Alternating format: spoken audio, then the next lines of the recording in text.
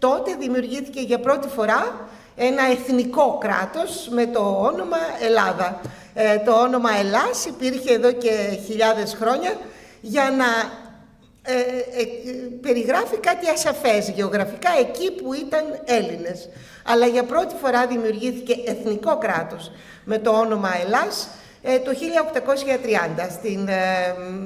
με την ολοκλήρωση της φάσεως της Επανάστασης, του ολόκληρου κύκλου της Επανάστασης, στο Λονδίνο, όταν αποφασίστηκε ότι θα δημιουργηθεί ένα ανεξάρτητο κράτος, το πρώτο κράτος το οποίο αποσπόνταν από την Οθωμανική Αυτοκρατορία και δημιουργούνταν ανεξάρτητη οντότητα στη θέση του. Μόνο και μόνο αυτό που σας είπα, δηλαδή ότι η Ελλάδα το 1830 είναι κάτι πρωτοποριακό στα πράγματα, γιατί είναι το πρώτο κράτος, πρώτη περιοχή της Οθωμανικής Αυτοκρατορίας που αποκόπτεται από την Οθωμανική Αυτοκρατορία γενόμενη ανεξάρτητο κράτος. Σε ολόκληρη την Ανατολική Μεσόγειο, δηλαδή στην πραγματικότητα.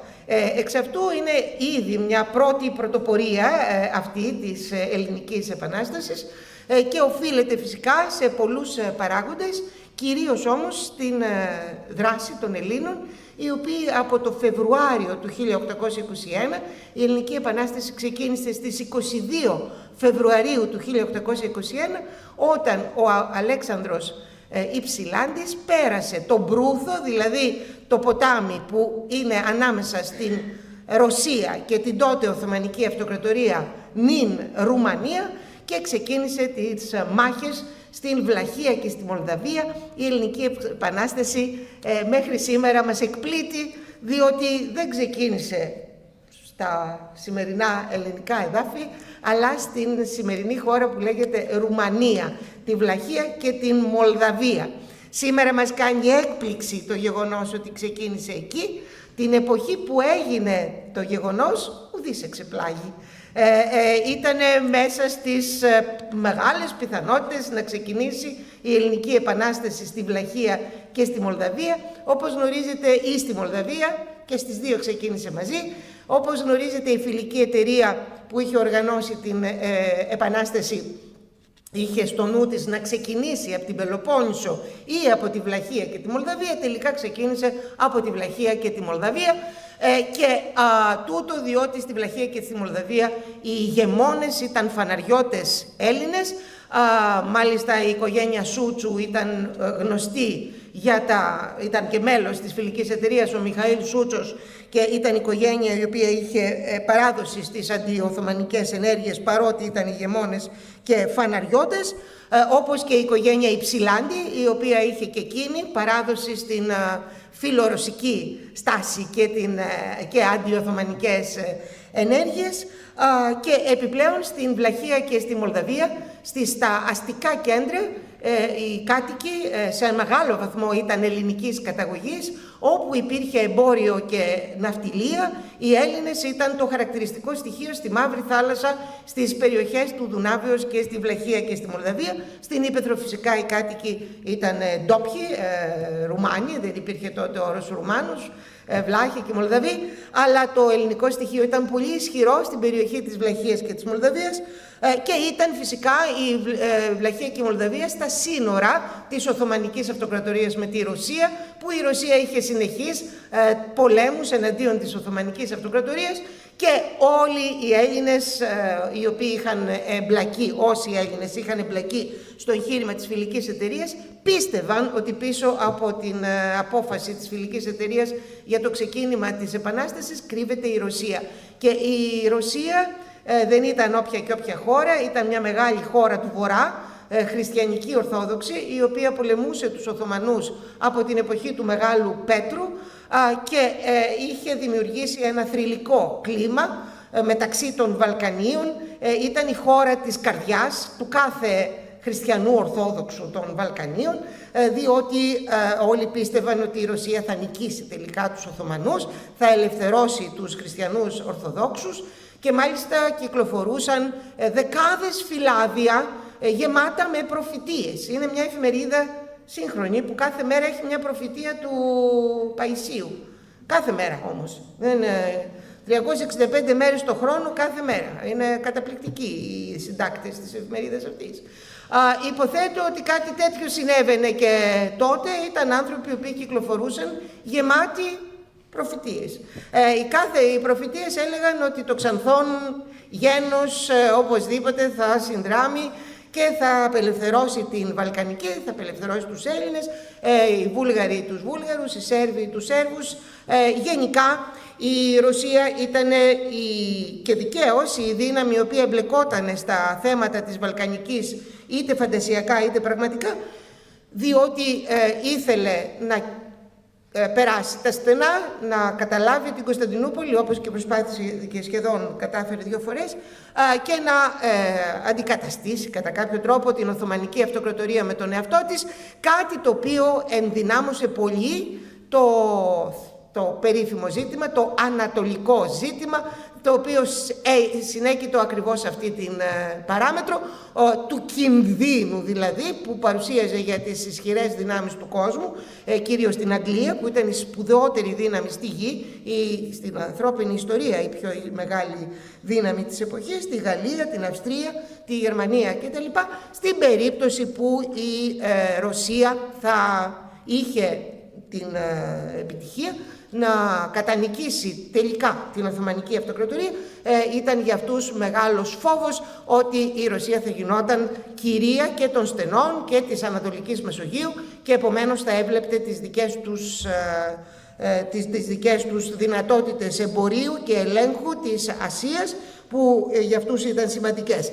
Έτσι οι Έλληνες με την Επανάστασή τους έγιναν ακόμη και περισσότερο τμήμα του ανατολικού ζητήματος, ενός πολύ έντονου και περίπλοκου ζητήματος που μέχρι σήμερα έχει την απήχησή του, διότι όταν κάποιος φίλος μας υπερβάλλει σε κάτι ή το κάνει πιο περίπλοκο, λέμε καλά ρε παιδί μου, μην το κάνεις ανατολικό ζήτημα, έχει μείνει σαν φράση η λέξη ανατολικό ζήτημα. Η Ελληνική Επανάσταση ξεκινά το Φεβρουάριο, τις 22 Φεβρουαρίου του 1821, δεν πηγαίνει καλά στην Βλαχία και στη Μολδαβία το πράγμα.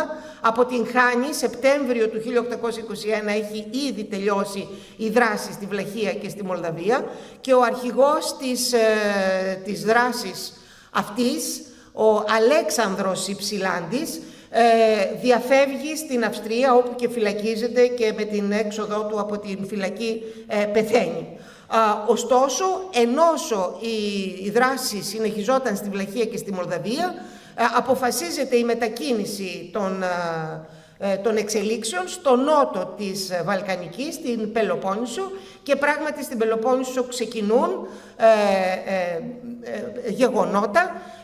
Στις 14 Μαρτίου γεγονότα στην περιοχή των Καλαβρίτων, όπου από ενόπλους της περιοχής δολοφονούνται 2 Τούρκοι φοροεισπράκτορες και γρήγορα ετοιμάζεται η πολιορκία των Πατρών και του Αιγείου και της Καλαμάτας, που συμβαίνουν αυτές οι 3 πολιορκίες σχεδόν ταυτόχρονα στις 21 προς 22 Μαρτίου, και έτσι ξεκινά το πανηγύρι στην Πελοπόννησο, με την Επανάσταση να επεκτείνεται. Το ίδιο συμβαίνει και στην Ανατολική Στερεά. Με 2 μήνες καθυστέρηση μπαίνει η Δυτική Στερεά. Ταυτοχρόνως γίνονται, όπως θυμάστε, επαναστατικές δράσεις στη Μακεδονία, στην Ανατολική και τη Δυτική Μακεδονία, που δεν πηγαίνουν καλά, καταπνίγονται. Το ίδιο και στη Θεσσαλία, και εκεί καταπνίγονται, την ώρα που ο Οθωμανός Σουλτάνος, ο Μαχμούτ ο Δεύτερος, απαντά στις δράσεις των Ελλήνων με πολύ μεγάλης κλίμακας σφαγές στην Κωνσταντινούπολη, στις Κιδωνίες, δηλαδή το σημερινό Αϊβαλί, στα παράλια της Μικράς Ασίας, και στην Σμύρνη. Το πρώτο έτος της Επανάστασης είναι επιτυχημένο, το ίδιο και το δεύτερο. Σε αυτά τα 2 πρώτα χρόνια οι μεγαλύτερες νίκες είναι η κατάληψη της Τρίπολης και η νίκη στα Δερβενάκια τον Ιούλιο του 1822. Οι πρώτες 2 χρονιές έχουν και ήττες, φυσικά. Λογικό είναι, σε ένα πόλεμο πάντα υπάρχουν και ήττες και νίκες. Το θέμα είναι να κερδίσεις τον πόλεμο. Στα αυτά τα 2 πρώτα χρόνια οι μεγάλες ήττες είναι η καταστροφή του στόλου του Γαλαξιδίου, η σφαγή της Χίου και η ήττα στο Πέτα. Ωστόσο, ο απολογισμός των 2 πρώτων χρόνων ήταν θετικός και η μεγαλύτερη νίκη αυτής της διετίας είναι η νίκη στα Δερβενάκια, οπότε και για πρώτη φορά η Επανάσταση αντιμετώπισε στρατιά. Μέχρι τότε η Επανάσταση δεν είχε αντιμετωπίσει Οθωμανική στρατιά, διότι οι Οθωμανικές στρατιές ήταν απασχολημένες στην Ήπειρο, προκειμένου να καταπνιγεί η επιθυμία του εκεί Πασά, Αλή Πασά, Τεπελενλή, να απαλλαγεί από την Οθωμανική πλευρά και να γίνει ο ίδιος εκεί τοπικός ηγεμόνας. Η Ελληνική Επανάσταση υποφελήθηκε από την δράση αυτή, από τη σύγκρουση του Αλή Πασά με την Οθωμανική Αυτοκρατορία, που διήρκησε πάνω από 1,5 χρόνο. Γι' αυτό και αποφάσισε να ξεκινήσει την Επανάσταση τότε, διότι υπολόγισε ότι δεν θα υπάρχουν πολλά στρατεύματα να αντιμετωπίσει, επειδή οι στρατιές είχαν μετακινηθεί στην Ήπειρο για να αντιμετωπίσουν τον Αλή Πασά. Όσο ο Αλή Πασά συνέχιζε να χτυπά τους Οθωμανούς, τόσο πιο εύκολα ήταν τα πράγματα για τους Έλληνες. Όταν τελικά έχασε το παιχνίδι και βρήκε το θάνατο στο νησάκι της Λίμνης, τον Ιανουάριο του 1822, τότε ήταν φανερό ότι θα ξεκινήσει στρατιά, απελευθερώθηκαν οι Οθωμανικές στρατιές και θα έρθουν να χτυπήσουν τους Έλληνες. Έτσι κατεβαίνει ο Δράμαλης, αν θυμάστε Πασάς, από τη Λάρισα, με μεγάλη στρατιά. Μοιάζει ότι θα τα συντρίψει όλα, φτάνει μέχρι την Πελοπόννησο, στην έξω από το Άργος, στον Ναύπλιο, και τελικά ο Κολοκοτρώνης, Θόδωρος Κολοκοτρώνης, βρίσκει μια λύση. Φαντάζεται προς τα που θα κινηθεί η στρατιά και τελικά τους κατανικά στα στενά των Δερβενακίων, και αυτό γίνεται τον Ιούλιο του 1822. Είναι η μεγαλύτερη στρατιωτική νίκη της Επανάστασής μας στο στερεό έδαφος, και όχι, δεν μιλώ για τις νίκες στη θάλασσα.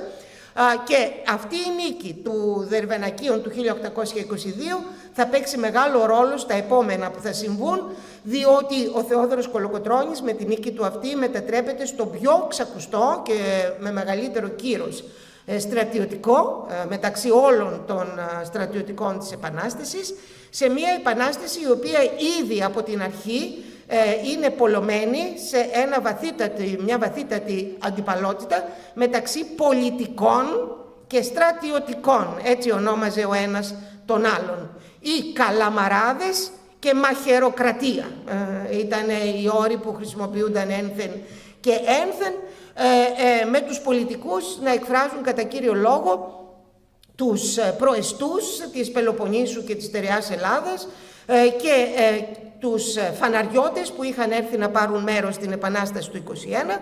Πολλοί από αυτούς ήταν ταυτοχρόνως πολιτικοί και στρατιωτικοί, γιατί είχαν δημιουργήσει και δικά τους ένοπλα σώματα και έπαιρναν μέρος στην Επανάσταση του 1921. Κάποιοι εξ αυτών πάρα πολύ θερμοί και καλοί στρατιωτικοί αποδείχθηκαν, όπως ο Ζαΐμις και ο Λόντος στην Δυτική Πελοπόννησο, βόρειο-δυτική Πελοπόννησο. Όπως και πολλοί από τους ονομαζομένους στρατιωτικούς ήταν ταυτοχρόνως και πολιτικοί. Αυτό ισχύει για τους Αρματολούς, οι οποίοι ήταν οι πολιτικοί κυρίαρχοι στις περιοχές τους. Παρόλα αυτά, ο ένας ονόμαζε τον άλλον στρατιωτικό ή πολιτικό αντιστοίχως, και υπήρχε μια μεγάλη αντιπαλότητα ανάμεσά τους, και ιδιαίτερα οι προύχοντες της Πελοποννήσου, οι οποίοι ήταν σε αντιπαλότητα με τον Θεόδωρο Κολοκοτρώνη.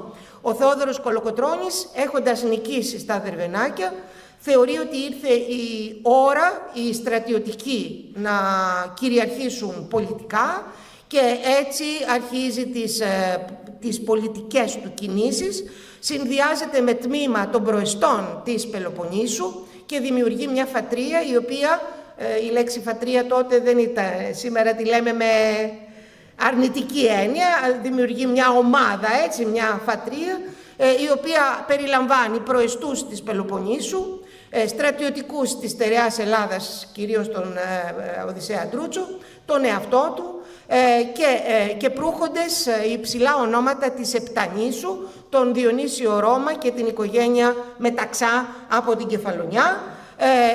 Και αυτή η ομάδα επιχειρεί να ελέγξει πολιτικά τη δεύτερη ενθροσυνέλευση που γίνεται στο Άστρος της Κινουρίας το Μάρτιο του 1823. Η δράση της είναι αποφασιστική, αλλά όχι επιτυχημένη.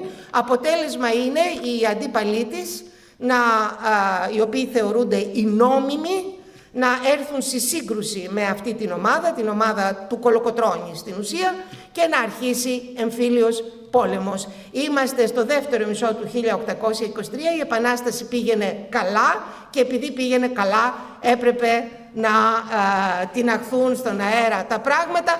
Δεύτερο μισό του 1823 ξεκινά στην ουσία ο εμφύλιος πόλεμος, στην αρχή ως εμφύλιες συγκρούσεις και στη συνέχεια σε κανονικό εμφύλιο πόλεμο, ο οποίος διήρκησε όλο το 1824 και έληξε στις αρχές του 1825 και είχε δύο γύρους. Στον πρώτο γύρο ο Κολοκοτρώνης μαζί με τμήμα των προεστών της Πελοποννήσου και τμήμα των στρατιωτικών της Πελοποννήσου εγκαθίστανται στην Τρίπολη, κάνουν πρωτεύουσά τους στην Τρίπολη. Δημιουργήθηκαν δύο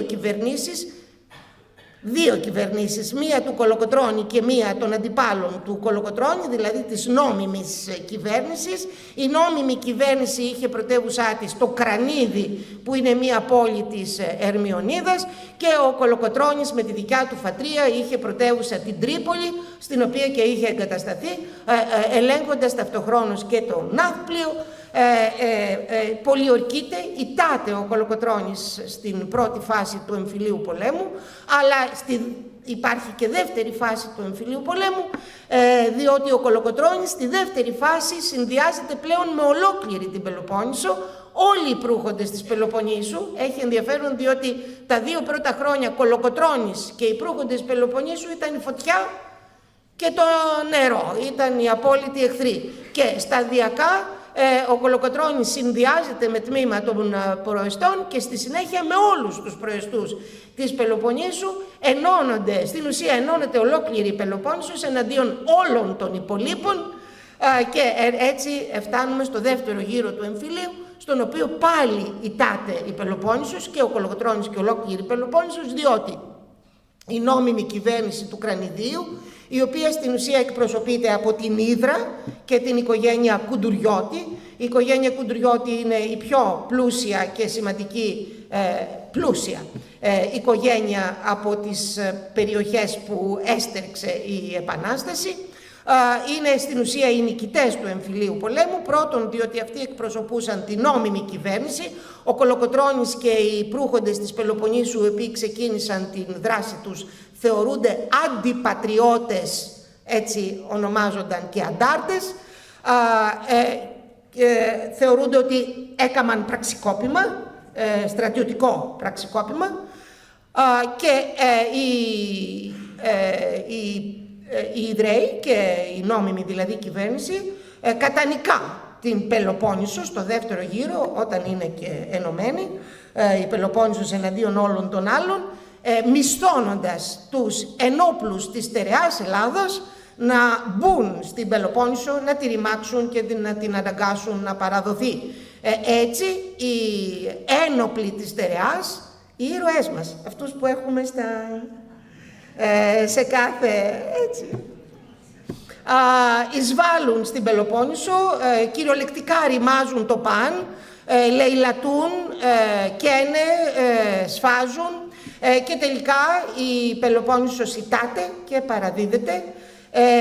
Αρχές του 1825 ο ίδιος ο Κολοκοτρώνης και τα στελέχη της παράταξής του συλλαμβάνονται, παραδίδονται και φυλακίζονται στο μοναστήρι του προφήτη Ηλία της Ύδρας, για να οι Ιδραίοι θέλουν να είναι ασφαλείς ότι θα είναι στον τόπο τους και θα τους ελέγχουν τους ηττημένους της υποθέσεως. Είμαστε αρχές του 1825 όταν συμβαίνουν αυτά.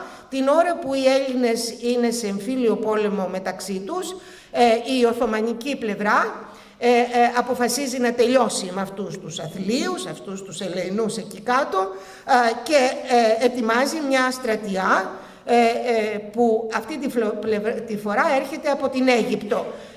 Έρχεται από την Αίγυπτο και τον Μοχάμετ Άλι. Ο Μοχάμετ Άλι είναι ο ισχυρός πασάς της Αιγύπτου, ο οποίος είχε στήσει, η Αίγυπτος είναι τμήμα της Οθωμανικής Αυτοκρατορίας, αυτός ο πασάς ήταν ξακουστός διότι είχε δημιουργήσει έναν πολύ ισχυρό, σχεδόν τακτικό στρατό, ασκημένο από Αυστριακούς, Γάλλους και Ιταλούς ειδικούς, οι οποίοι συνόδευαν και το πυροβολικό, το οποίο ήταν νέου τύπου πυροβολικό, και κοντά του ήταν και οι Ευρωπαίοι εκπαιδευτές του στρατεύματος.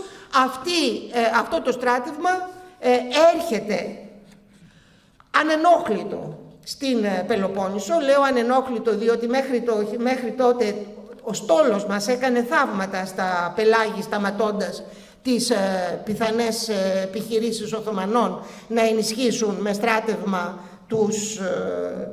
τους δικούς τους. Λόγω του εμφυλίου πολέμου δεν έχει ασχοληθεί κανείς στα σοβαρά καθόλου με το θέμα Ιμπραήμ. Έτσι λέγεται ο Ιμπραήμ, ο γιος του Μοχάμετ Άλι, ο οποίος είχε και αυτός φήμη στρατηλάτη, και έτσι αποβιβάζονται τον Φεβρουάριο του 1825 στην Μεσσηνία τα Αιγυπτιακά στρατεύματα. Οι Έλληνες δεν είναι προετοιμασμένοι για αυτή, ενώ το ξέρανε, δεν είναι ότι δεν ήταν γνωστό, οι κινήσεις ήταν γνωστές, δεν έχουν προετοιμαστεί για αυτό την απόβαση του Ιμπραήμ. Τελευταία στιγμή κάποιοι γενναίοι άνθρωποι τρέχουν απελπισμένοι να σταματήσουν τις εξελίξεις, συντρίβονται όλες οι προσπάθειές τους και στην Σφακτηρία και στην Μεσσηνία και στο Κρεμμύδι, και τότε είναι που και ο Παπαφλέσσας δίνει μια μάχη απελπισίας στο Μανιάκι και τελειώνει με ήττα και αυτό. Ο Ιμπραήμ μοιάζει ανίκητος, σαρώνει στην Πελοπόννησο, νικά τη μία μετά την άλλη νίκη. Οι Έλληνες δεν ξέρουν πώς να στήσουν την άμυνά τους, διότι μόλις ακόμη αχνίζει η Πελοπόννησος από το αίμα του εμφυλίου πολέμου και από τις καταστροφές του εμφυλίου πολέμου, και τα πράγματα ξαναγίνονται στην Πελοπόννησο με τους Πελοποννήσιους στην ουσία διαλυμένους και ηττημένους, και εκείνοι οι οποίοι είναι τώρα στην Πελοπόννησο είναι οι στερεοελαδίτες, οι οποίοι δεν την ξέρουν την Πελοπόννησο για να μπορούν να δράσουν επιτυχημένα, και τον κολοκοτρώνει στην φυλακή. Καθώς τα πράγματα συνεχίζουν να είναι άσχημα, πολύ άσχημα για τους Έλληνες, με ελάχιστες νίκες εναντίον του Ιμπραήμ, μία τέτοια είναι η νίκη στους Μήλους του Άργους, στην οποία νίκη συνέβαλαν πολύ ο Ιωάννης Μακρυγιάννης, Ρουμελιώτης, δεν είναι τυχαίο, βρίσκεται στην Πελοπόννησο, και ο Δημήτριος Υψηλάντης, ο αδελφός του Αλεξάνδρου. Μοιάζει ότι τα πράγματα δεν πάνε καθόλου καλά και ότι τελειώνει η Πελοπόννησος. Τότε αρχίζει μια πίεση στους διοικούντες να απελευθερώσουν τον Κολοκοτρώνη, διότι ήταν πρόσφατη ακόμη η αίσθηση ότι ο Κολοκοτρώνης, όπως βρήκε λύση με τον Δράμαλη, θα βρει και με τούτο το κακό που μας έτυχε. Έτσι, λίγους μήνες μετά, απελευθερώνεται ο Θεόδωρος Κολοκοτρώνης για να αντιμετωπίσει το μεγάλο κακό που ονομάζεται Ιμπραήμ. Ωστόσο, δεν μπορεί να κάνει τίποτα, δεν έχει επιτυχίες απέναντι στον Ιμπραήμ, και δεν μπορεί να έχει επιτυχίες απέναντι στον Ιμπραήμ, διότι δεν έχει την Πελοπόννησο. Ο Κολοκοτρώνης την περιοχή που ήξερε ήταν η Πελοπόννησος. Αυτή την ήξερε πολύ καλά. Η Πελοπόννησος όμως είναι ρημαγμένη, οι Πελοποννήσιοι σπαρμένοι, και οι ένοπλοι που υπάρχουν στην Πελοπόννησο είναι κατά κύριο λόγο στερεοελαδίτες, οι οποίοι δεν ξέρουν την Πελοπόννησο, και ο Κολοκοτρώνης δεν ξέρει τους στερεοελαδίτες. Δηλαδή, αν τα βάλει αυτά κανείς μαζί, είναι μια ιστορία τέλους, θα έλεγε κανείς, με τους Οθωμανούς τώρα να είναι ισχυροί, να έχουν βάσει στην Πελοπόννησο σε πολλά σημεία, έχουν ξαναπάρει πλέον την Τρίπολη, η Πάτρα είναι στα χέρια τους, δεν έχουν πάρει την περιοχή της Αργολίδας και είναι βέβαιο ότι τώρα θα χτυπήσουν τη δυτική στερεά για να τελειώσουν με αυτήν. Έτσι πράγματι αρχίζει η πολιορκία του Μεσολογγίου, η οποία θα διαρκέσει 1 χρόνο ακριβώς, η δεύτερη πολιορκία του Μεσολογγίου, από τον Απρίλιο του 1825 έως τον Απρίλιο του 1826, και το όλο πράγμα θα λήξει με την ήττα και την κατάληψη της πόλης αυτής από τους Οθωμανούς. Στην περίπτωση όμως του Μεσολογγίου, η πτώση του Μεσολογγίου έγινε με τέτοιο συγκλονιστικό και αξιοπρεπή τρόπο, διότι οι κάτοικοι δεν παραδόθηκαν και αποφάσισαν να κάνουν έξοδο και όποιος ζήσει, που όπως λέγεται αυτή ήταν η μεγαλύτερη ηθική νίκη στην περίοδο της Επανάστασης, και ενώ ήταν ίσως η μεγαλύτερη μας ήττα στην Επανάσταση η πτώση του Μεσολογγίου τον Απρίλιο του 1826, μεταμορφώθηκε σε νίκη μας, διότι η πτώση του Μεσολογγίου και ο τρόπος με τον οποίο έπεσε το Μεσολόγγι εκτείναξε στα ύψη το φιλελληνικό κίνημα. Δεν έχει ξαναγίνει στα παγκόσμια χρονικά αυτό το οποίο συνέβη με την πτώση του Μεσολογγίου. Η Δυτική Ευρώπη, ο δυτικός κόσμος ζούσε για μήνες σε παραλήρημα, το ίδιο και οι Ηνωμένες Πολιτείες Αμερικής, και είχαν συντονιστεί πάρα πολλές φιλελληνικές ενέργειες για να ενισχυθούν οι Έλληνες, να προστατευθούν οι Έλληνες, να μην πέσει το Μεσολόγγι. Όταν έπεσε το Μεσολόγγι, πια η Δυτική Ευρώπη ήταν έτοιμη να κάνει πολλά για να βοηθήσει τους Έλληνες, οι οποίοι πλέον μοιάζει ότι τελειώνει η επανάστασή τους, διότι έχοντας πέσει το Μεσολόγγι ελευθερώνονται τα Οθωμανικά στρατεύματα από τη Δυτική Στερεά. Η Δυτική Στερεά πλέον είναι στον έλεγχο των Οθωμανών και κινούνται προς την Ανατολική Στερεά να τελειώσουν και με αυτή και στην ουσία να τελειώσουν με την Επανάσταση. Έτσι έμοιαζε. Κινούμενοι προς την Ανατολική Στερεά, η σπουδαιότερη πόλη που έπρεπε να πέσει είναι η Αθήνα, και έτσι αρχίζει πολιορκία των Αθηνών, η οποία πολιορκείται για 1 χρόνο, η Ακρόπολη. Πολιορκείται για 1 χρόνο. Το Μεσολόγγι πολιορκήθηκε για 1 χρόνο και η Ακρόπολη για 1 χρόνο, και εδώ στην περιοχή της Αθήνας έγιναν συγκλονιστικά πολεμικά γεγονότα, διότι για πρώτη φορά συγκεντρώθηκαν τόσοι Έλληνες από παντού, καθώς η κυβέρνηση ζήτησε κάθε Έλληνα, όπου και αν είναι, να μην διστάσει να έρθει να βοηθήσει, διότι αν πέσει και η Αθήνα, χάνεται η Επανάσταση. Έτσι πράγματι ήρθαν χιλιάδες Ελλήνων από την Μακεδονία, από τη Θράκη, από τη Θεσσαλία, από την Κωνσταντινούπολη, από τη Μολδοβλαχία, από την Νότια Ρωσία, από τα παράλια της Μικράς Ασίας, για να βοηθήσουν σε αυτό το μεγάλο έργο.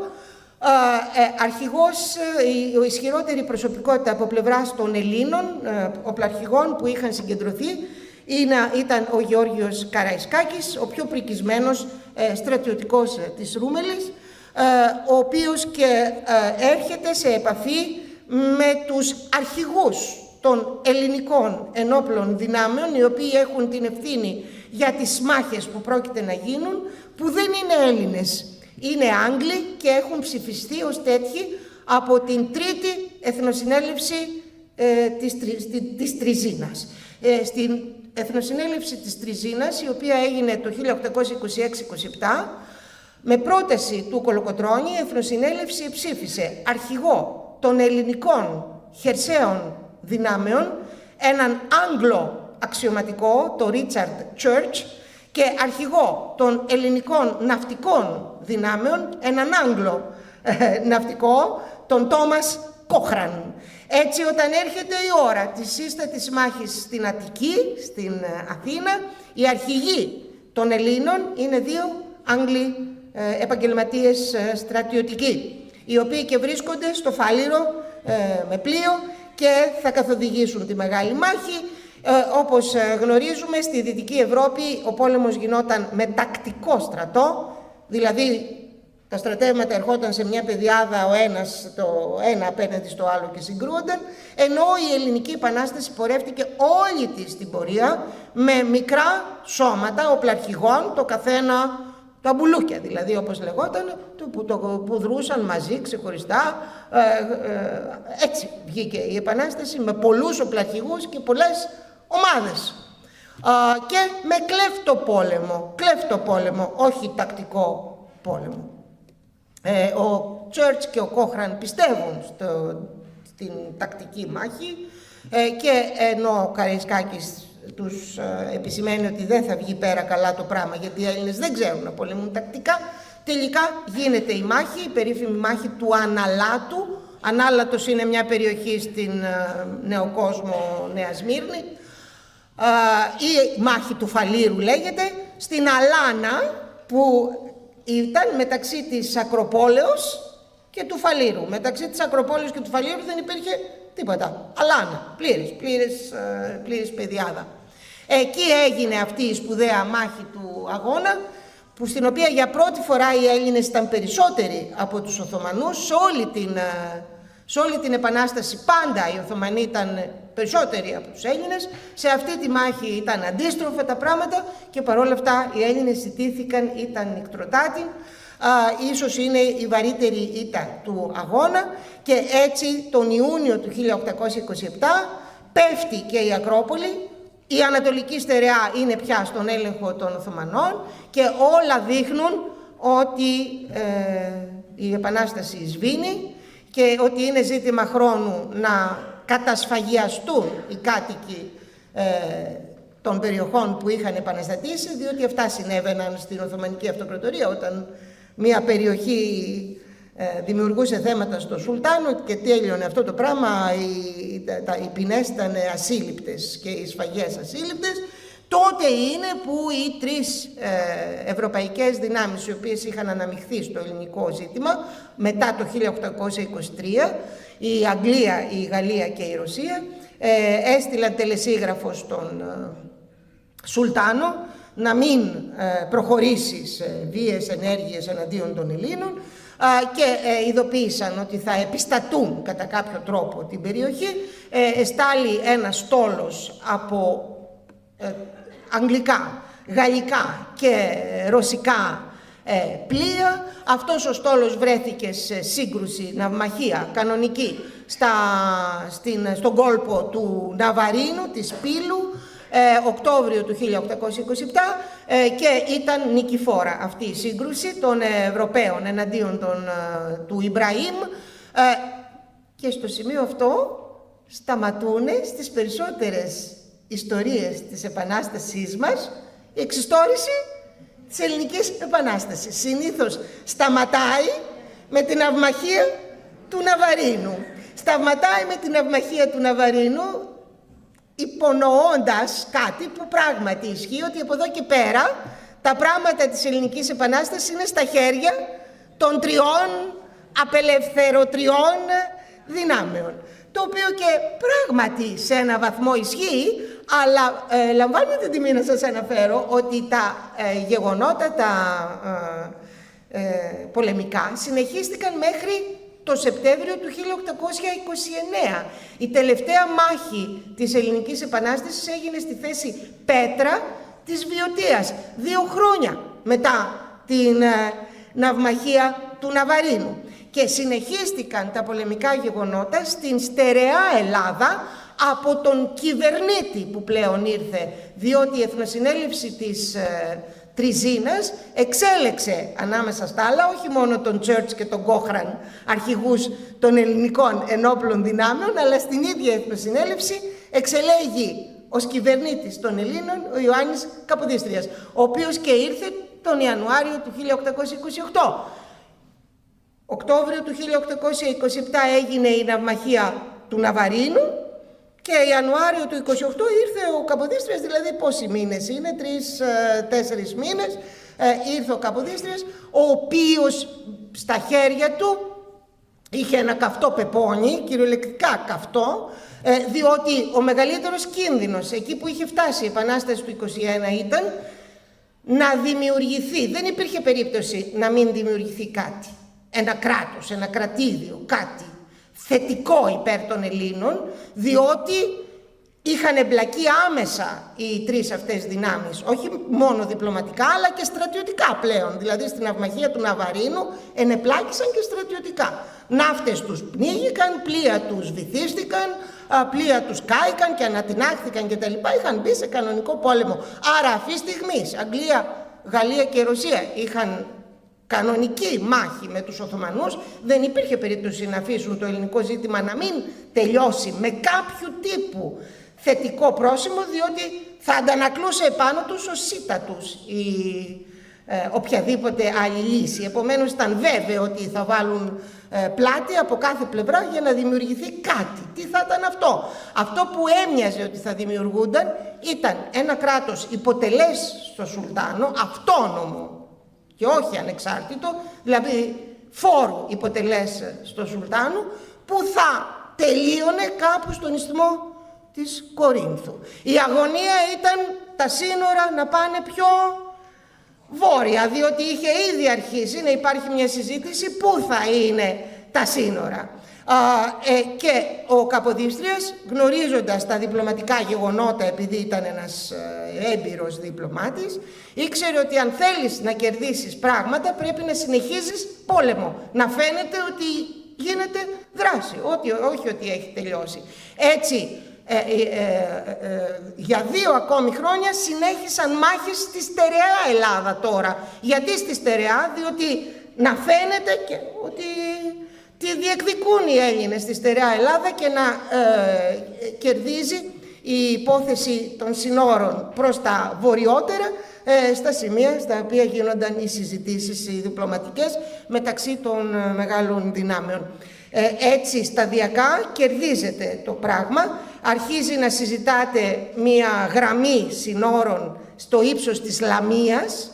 Ο Καποδίστριας προσπαθεί να πιέσει το πράγμα να πάει ακόμη πιο βόρεια το σύνορο και τελικά, όπως ξέρετε, το σύνορο ρυθμίστηκε στο ύψος Παγασιτικού Αμβρακικού, δηλαδή βορειότερα από τη Λαμία. Ήταν ό,τι καλύτερο μπορούσε να συμβεί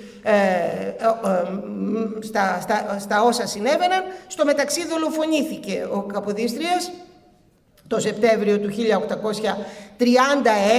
Είχε προλάβει ο Καποδίστριας να δει να ζήσει ένα μεγάλο γεγονός, δηλαδή την υπογραφή στο Λονδίνο της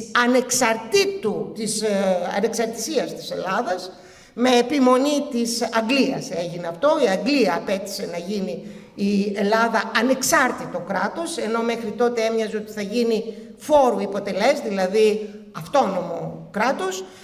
Μετά την επιμονή της Αγγλίας αποφασίστηκε η δημιουργία ελληνικού ανεξάρτητου κράτους. Τα σύνορα όμως τελικά κατοχυρώθηκαν το 1932, δηλαδή 1,5 περίπου χρόνο μετά τη δολοφονία του Καποδίστρια.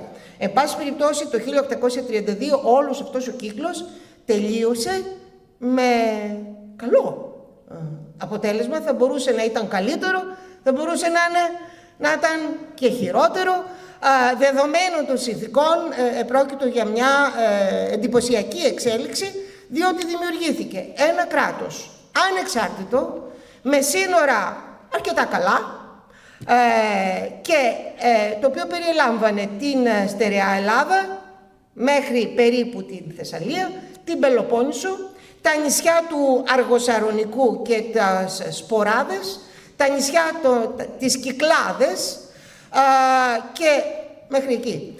Η Σάμος, η οποία ήταν το μόνο απομακρυσμένο νησί το οποίο άντεξε όλη την Επανάσταση και δεν νικήθηκε ποτέ, δεν μπήκε στα σύνορα της Ελλάδας, διότι ήταν πολύ απομακρυσμένο και αποκομμένο, και γι' αυτό επελέγει από τους Οθωμανούς το να γίνει ηγεμονία, μια παράξενη έτσι κατάσταση στην οποία έζησε η Σάμος ως αυτόνομη περιοχή. Αν βάλουμε την διάρκεια του πράγματος που σας εξιστόρισα, ξεκινούμε το 1821, Φεβρουάριο, αρχές δηλαδή, Φεβρουάριο του 1821, και καταλήγουμε στο 1832, ανάλογα τι θα πάρει ο καθένας, ή το 1830, δηλαδή μιλάμε για 9 χρόνια πολέμου και αυτό οπωσδήποτε θα πρέπει να το έχουμε στο νου μας για να εκτιμήσουμε τις αντοχές. 9 χρόνια πολέμου είναι πολλά. Για το 9 ώρες πολέμου, λέω. Προχτές που φοβήθηκαν πολύ ότι μπορεί να αρχίσει πόλεμος και στη γειτονιά μου συζητάγαμε, τότε καταλαβαίνεις την ώρα που αρχίζει να πλησιάζει κάτι καυτό ή νομίζεις ότι πλησιάζει κάτι καυτό, τότε βλέπεις τι αντοχές θα έχεις ή δεν θα έχεις. Για λίγες ώρες ή για λίγες μέρες ή για λίγους μήνες. Όχι 9 χρόνια που διήρκησε αυτή η ιστορία. Τώρα η Επανάσταση του 1821, όπως είπαμε, κατέληξε με τη δημιουργία του πρώτου ανεξάρτητου κράτους που αποκόπτονταν από την Οθωμανική Αυτοκρατορία, εθνικού κράτους. Αυτό είναι πολύ σημαντικό. Στην ιστορία της Οθωμανικής Αυτοκρατορίας πολλές περιοχές της είχαν απορροφηθεί, η αυτοκρατορία είχε ιτηθεί και τις είχαν πάρει άλλες δυνάμεις. Αλλά να δημιουργηθεί ανεξάρτητο κράτος είναι η πρώτη φορά που δημιουργείται στην Ανατολική Μεσόγειο. Και η Επανάσταση των Ελλήνων γίνεται στο 19ο αιώνα. Ο αιώνας που συζητούμε είναι ο 19ος αιώνας.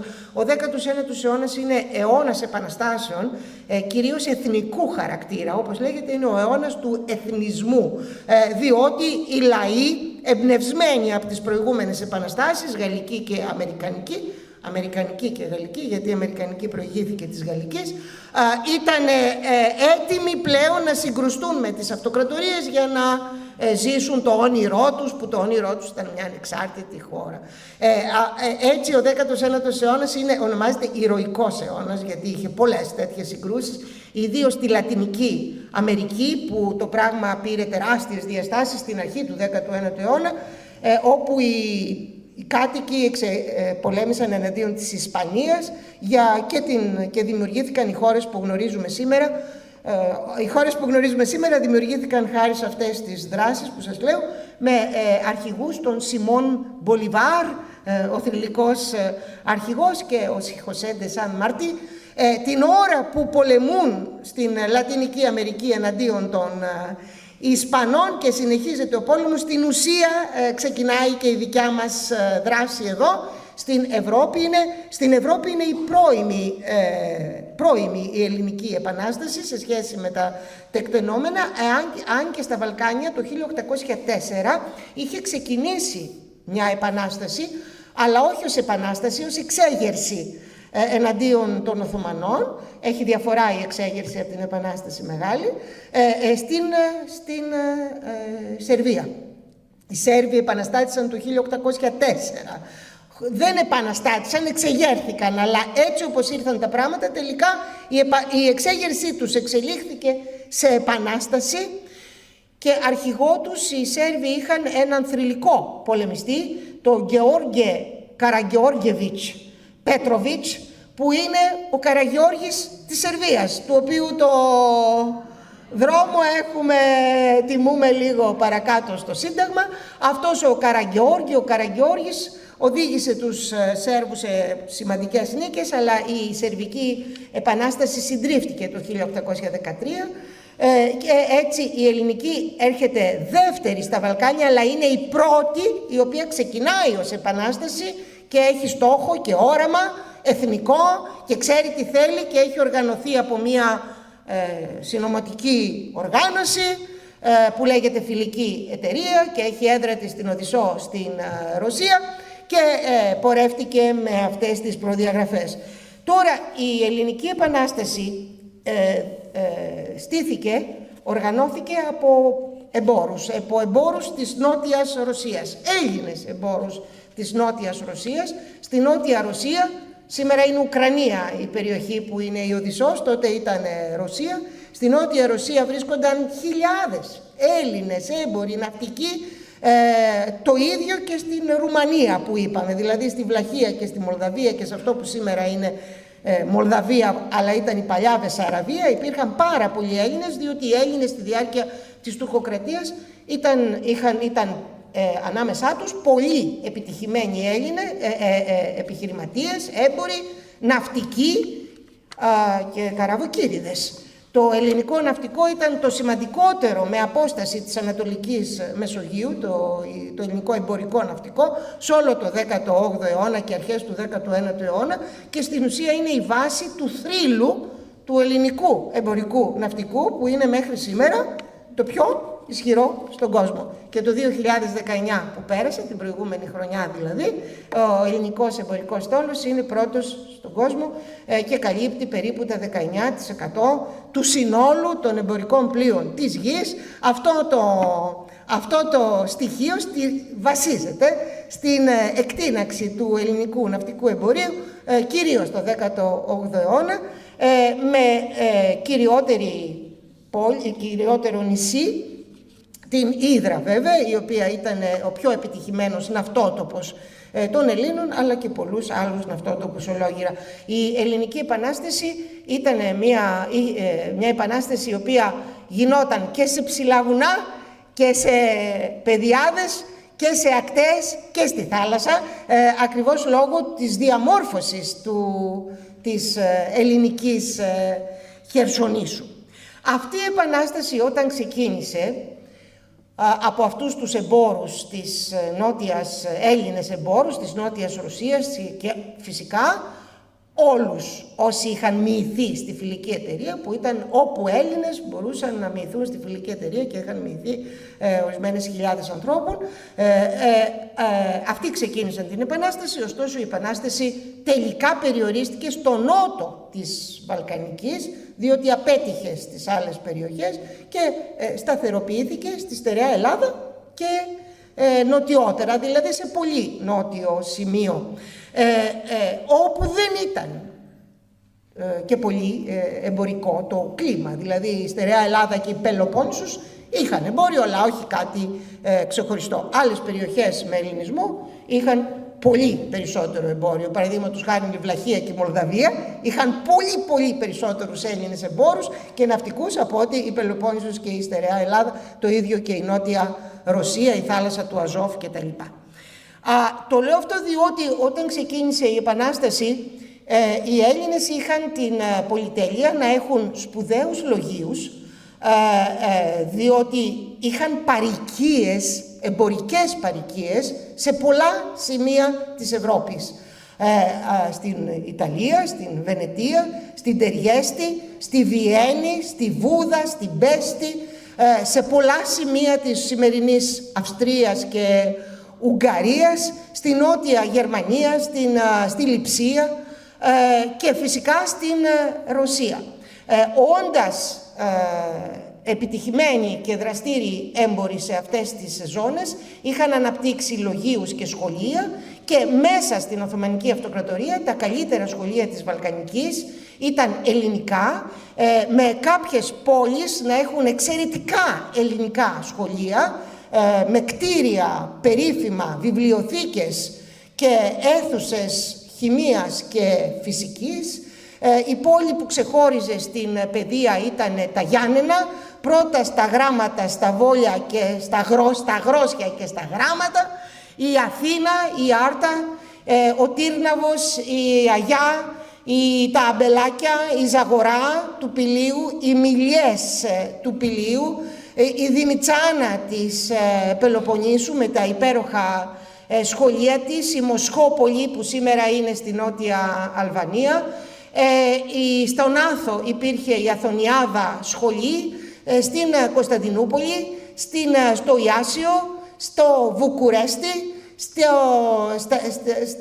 στις Κιδωνιές που σήμερα ονομάζεται Αϊβαλή, στην Σμύρνη, στη Χίο, στην Πάτμο, στην Σάμο, στη Μυτιλήνη, σχολεία, μερικά εκ των οποίων είναι σπουδαία, πρωτοπόρα σχολεία, εφάμιλα των σχολείων της Δυτικής Ευρώπης, και αυτά κάνουν τη διαφορά του ελληνισμού στα Βαλκάνια, διότι διαθέτει ένα καλό δίκτυο λογίων και σχολείων, χωρίς αυτό να σημαίνει ότι ο μέσος Έλληνας της εποχής είναι μορφωμένος. Οι περισσότεροι Έλληνες εποχής 5 γραμματάκια ήξεραν, αν ήξεραν, μαθημένα από τον ιερέα πάνω στο Ευαγγέλιο. Αλλά δεν έλειπαν τα άτομα τα οποία είχαν πάρει καλύτερη παιδεία. Όταν ξεκίνησε η Επανάσταση, πολλοί λόγοι του εξωτερικού ήρθαν να μετάσχουν, όπως και επιφανή άτομα από το στρώμα που ονομάζονται φαναριώτες. Οι φαναριώτες ήταν ένα στρώμα Ελλήνων που τα προηγούμενη εκατονταετία στην Οθωμανική Αυτοκρατορία είχαν ξεχωρίσει για τη μόρφωσή τους. Όλοι τους ήταν μεγάλης μορφώσεως και πολύγλωσσοι και πολυμαθείς, οι οποίοι και χρησιμοποιούνταν από την Οθωμανική Αυτοκρατορία σε διάφορες υψηλές θέσεις της διοικήσεως, χωρίς να αλλάξουν το θρήσκευμά τους. Γι' αυτό ακριβώς και στη Βλαχία και στη Μολδαβία οι ηγεμόνες ήταν Έλληνες, όπως σας είπα, φαναριώτες, και ήταν ένας από τους λόγους που η Επανάσταση ξεκίνησε στη Βλαχία και στη Μολδαβία, γιατί η διοίκηση ήταν σε χέρια φαναριωτών. Από αυτούς τους φαναριώτες ήρθαν να μετάσχουν στην Επανάσταση άτομα επιφανή που έπαιξαν κεντρικό ρόλο στα πράγματα, με φυσικά δεν υπάρχει σύγκριση με κανέναν άλλον.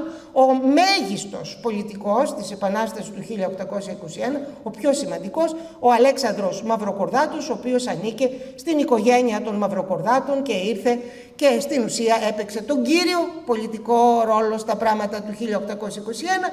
Κοντά του είναι ο Δημήτριος Υψηλάντης, ο οποίος έρχεται και αυτός να πολεμήσει, ο Θεόδωρος Νέγρης, ο Καρατζάς, μια ομάδα, ας πούμε, φαναριωτών, οι οποίοι είχαν τελείως άλλες προσλαμβάνουσεις και συλλήψεις.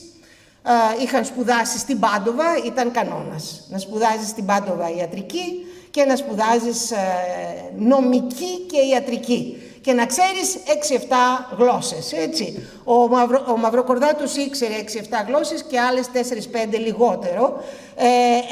Μιλάμε για ένα άτομο μεγάλων ικανοτήτων, ο οποίος και έπαιξε ρόλο στα πράγματα. Ερχόμενοι αυτοί οι άνθρωποι απαλού, δημιουργήθηκε μια δεύτερη εχθρότητα. Αναφερθήκαμε ήδη στην εχθρότητα μεταξύ πολιτικών και στρατιωτικών, η οποία διαπέρασε όλη την Επανάσταση.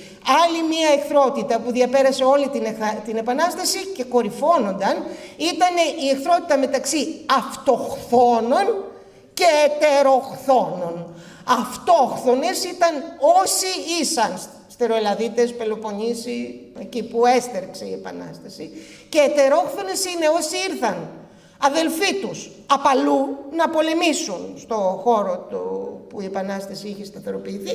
Αυτοί ήρθαν από άλλη χθόνα, από άλλη γη δηλαδή, γι' αυτό και ονομαζόταν ετερόχθονες. Δεν υπήρχε συζήτηση αν ήταν Έλληνες ή όχι. Έλληνες ήταν, αλλά ήταν ετερόχθονες, που ήρθαν απαλού να μας πάρουν τις δουλειές και τα αξιώματα.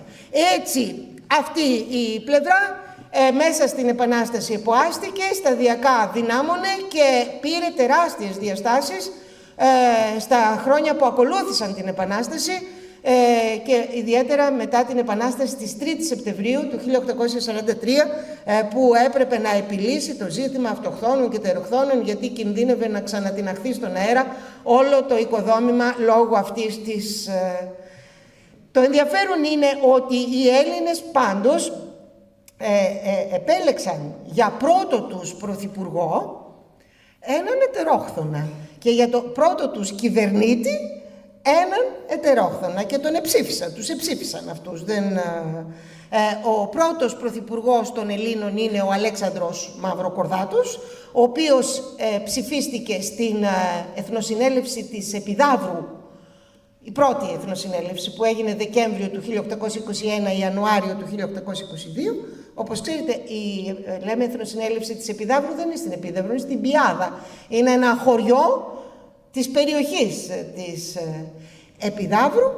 Στην πρώτη Εθνοσυνέλευση οι Έλληνες εψήφισαν βουλευτικό και εκτελεστικό.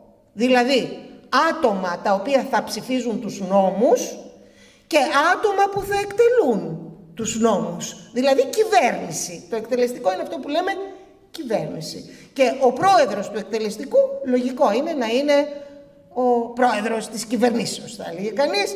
Άρα ο πρώτος πρωθυπουργός των Ελλήνων είναι ο Αλέξανδρος Μαυροκορδάτος. Ένας ετερόχθον και μάλιστα από τους πιο τρανταχτούς ετερόχθονες. Και Ο πρώτος κυβερνήτης των Ελλήνων που ψηφίστηκε στην Εθνοσυνέλευση της Τριζίνας είναι επίσης ετερόχθον, ο Ιωάννης Καποδίστριας, ο οποίος προέρχονταν από τα Επτάνησα, που τα Επτάνησα την εποχή της Επανάστασης είναι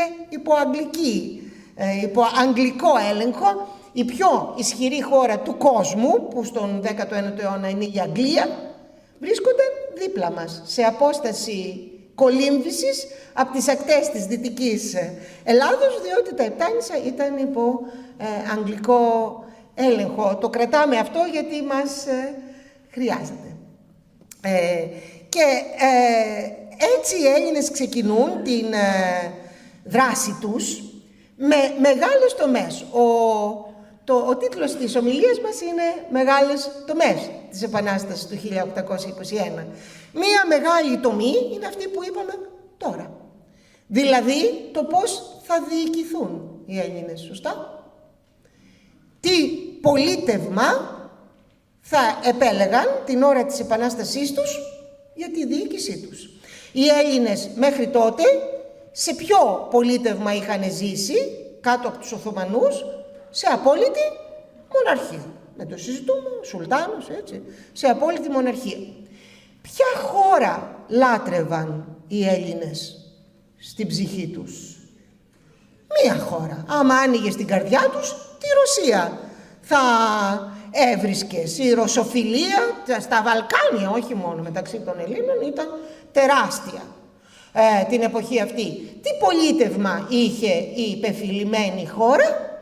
Απόλυτη μοναρχία, σωστά. Δηλαδή, το πιο φυσιολογικό που θα μπορούσε να περιμένει κανείς είναι οι Έλληνες να επιλέξουν πάλι κάτι τέτοιο. Δηλαδή, ένας δικός τους άνθρωπος να γίνει απόλυτος μονάρχης και να διοικήσει τα πράγματα. Αυτό το ήξεραν. Ανταυτού δεν επέλεξαν κάτι τέτοιο.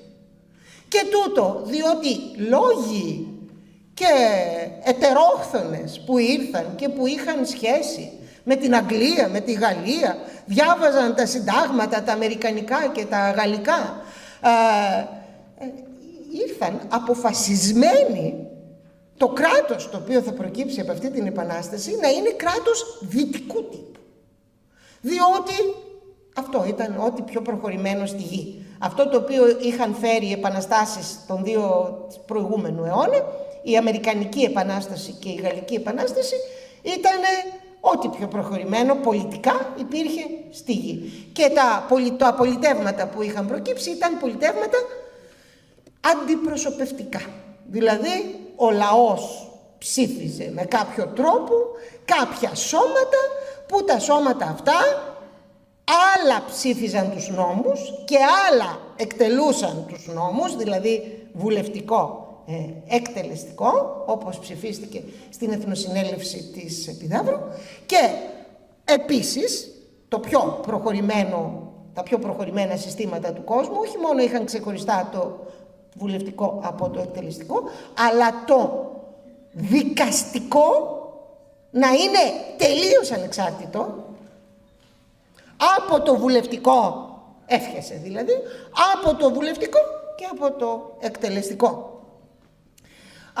Οι Έλληνες υιοθέτησαν αυτό το σχήμα, που είναι ένα σχήμα επαναστατικό της εποχής, πρωτοπόρο, και το υιοθετούν.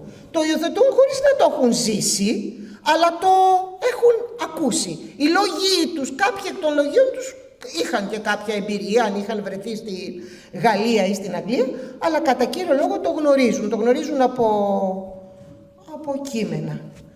Και έχουν οι λόγοι που έστησαν, οι άνθρωποι οι οποίοι είναι πίσω από αυτό το πολιτιακό και πολιτικό σχήμα που επελέγει, στην ουσία είναι ο Αλέξανδρος Μαυροκορδάτος, δηλαδή, ο οποίος ήξερε τα συντάγματα κτλ.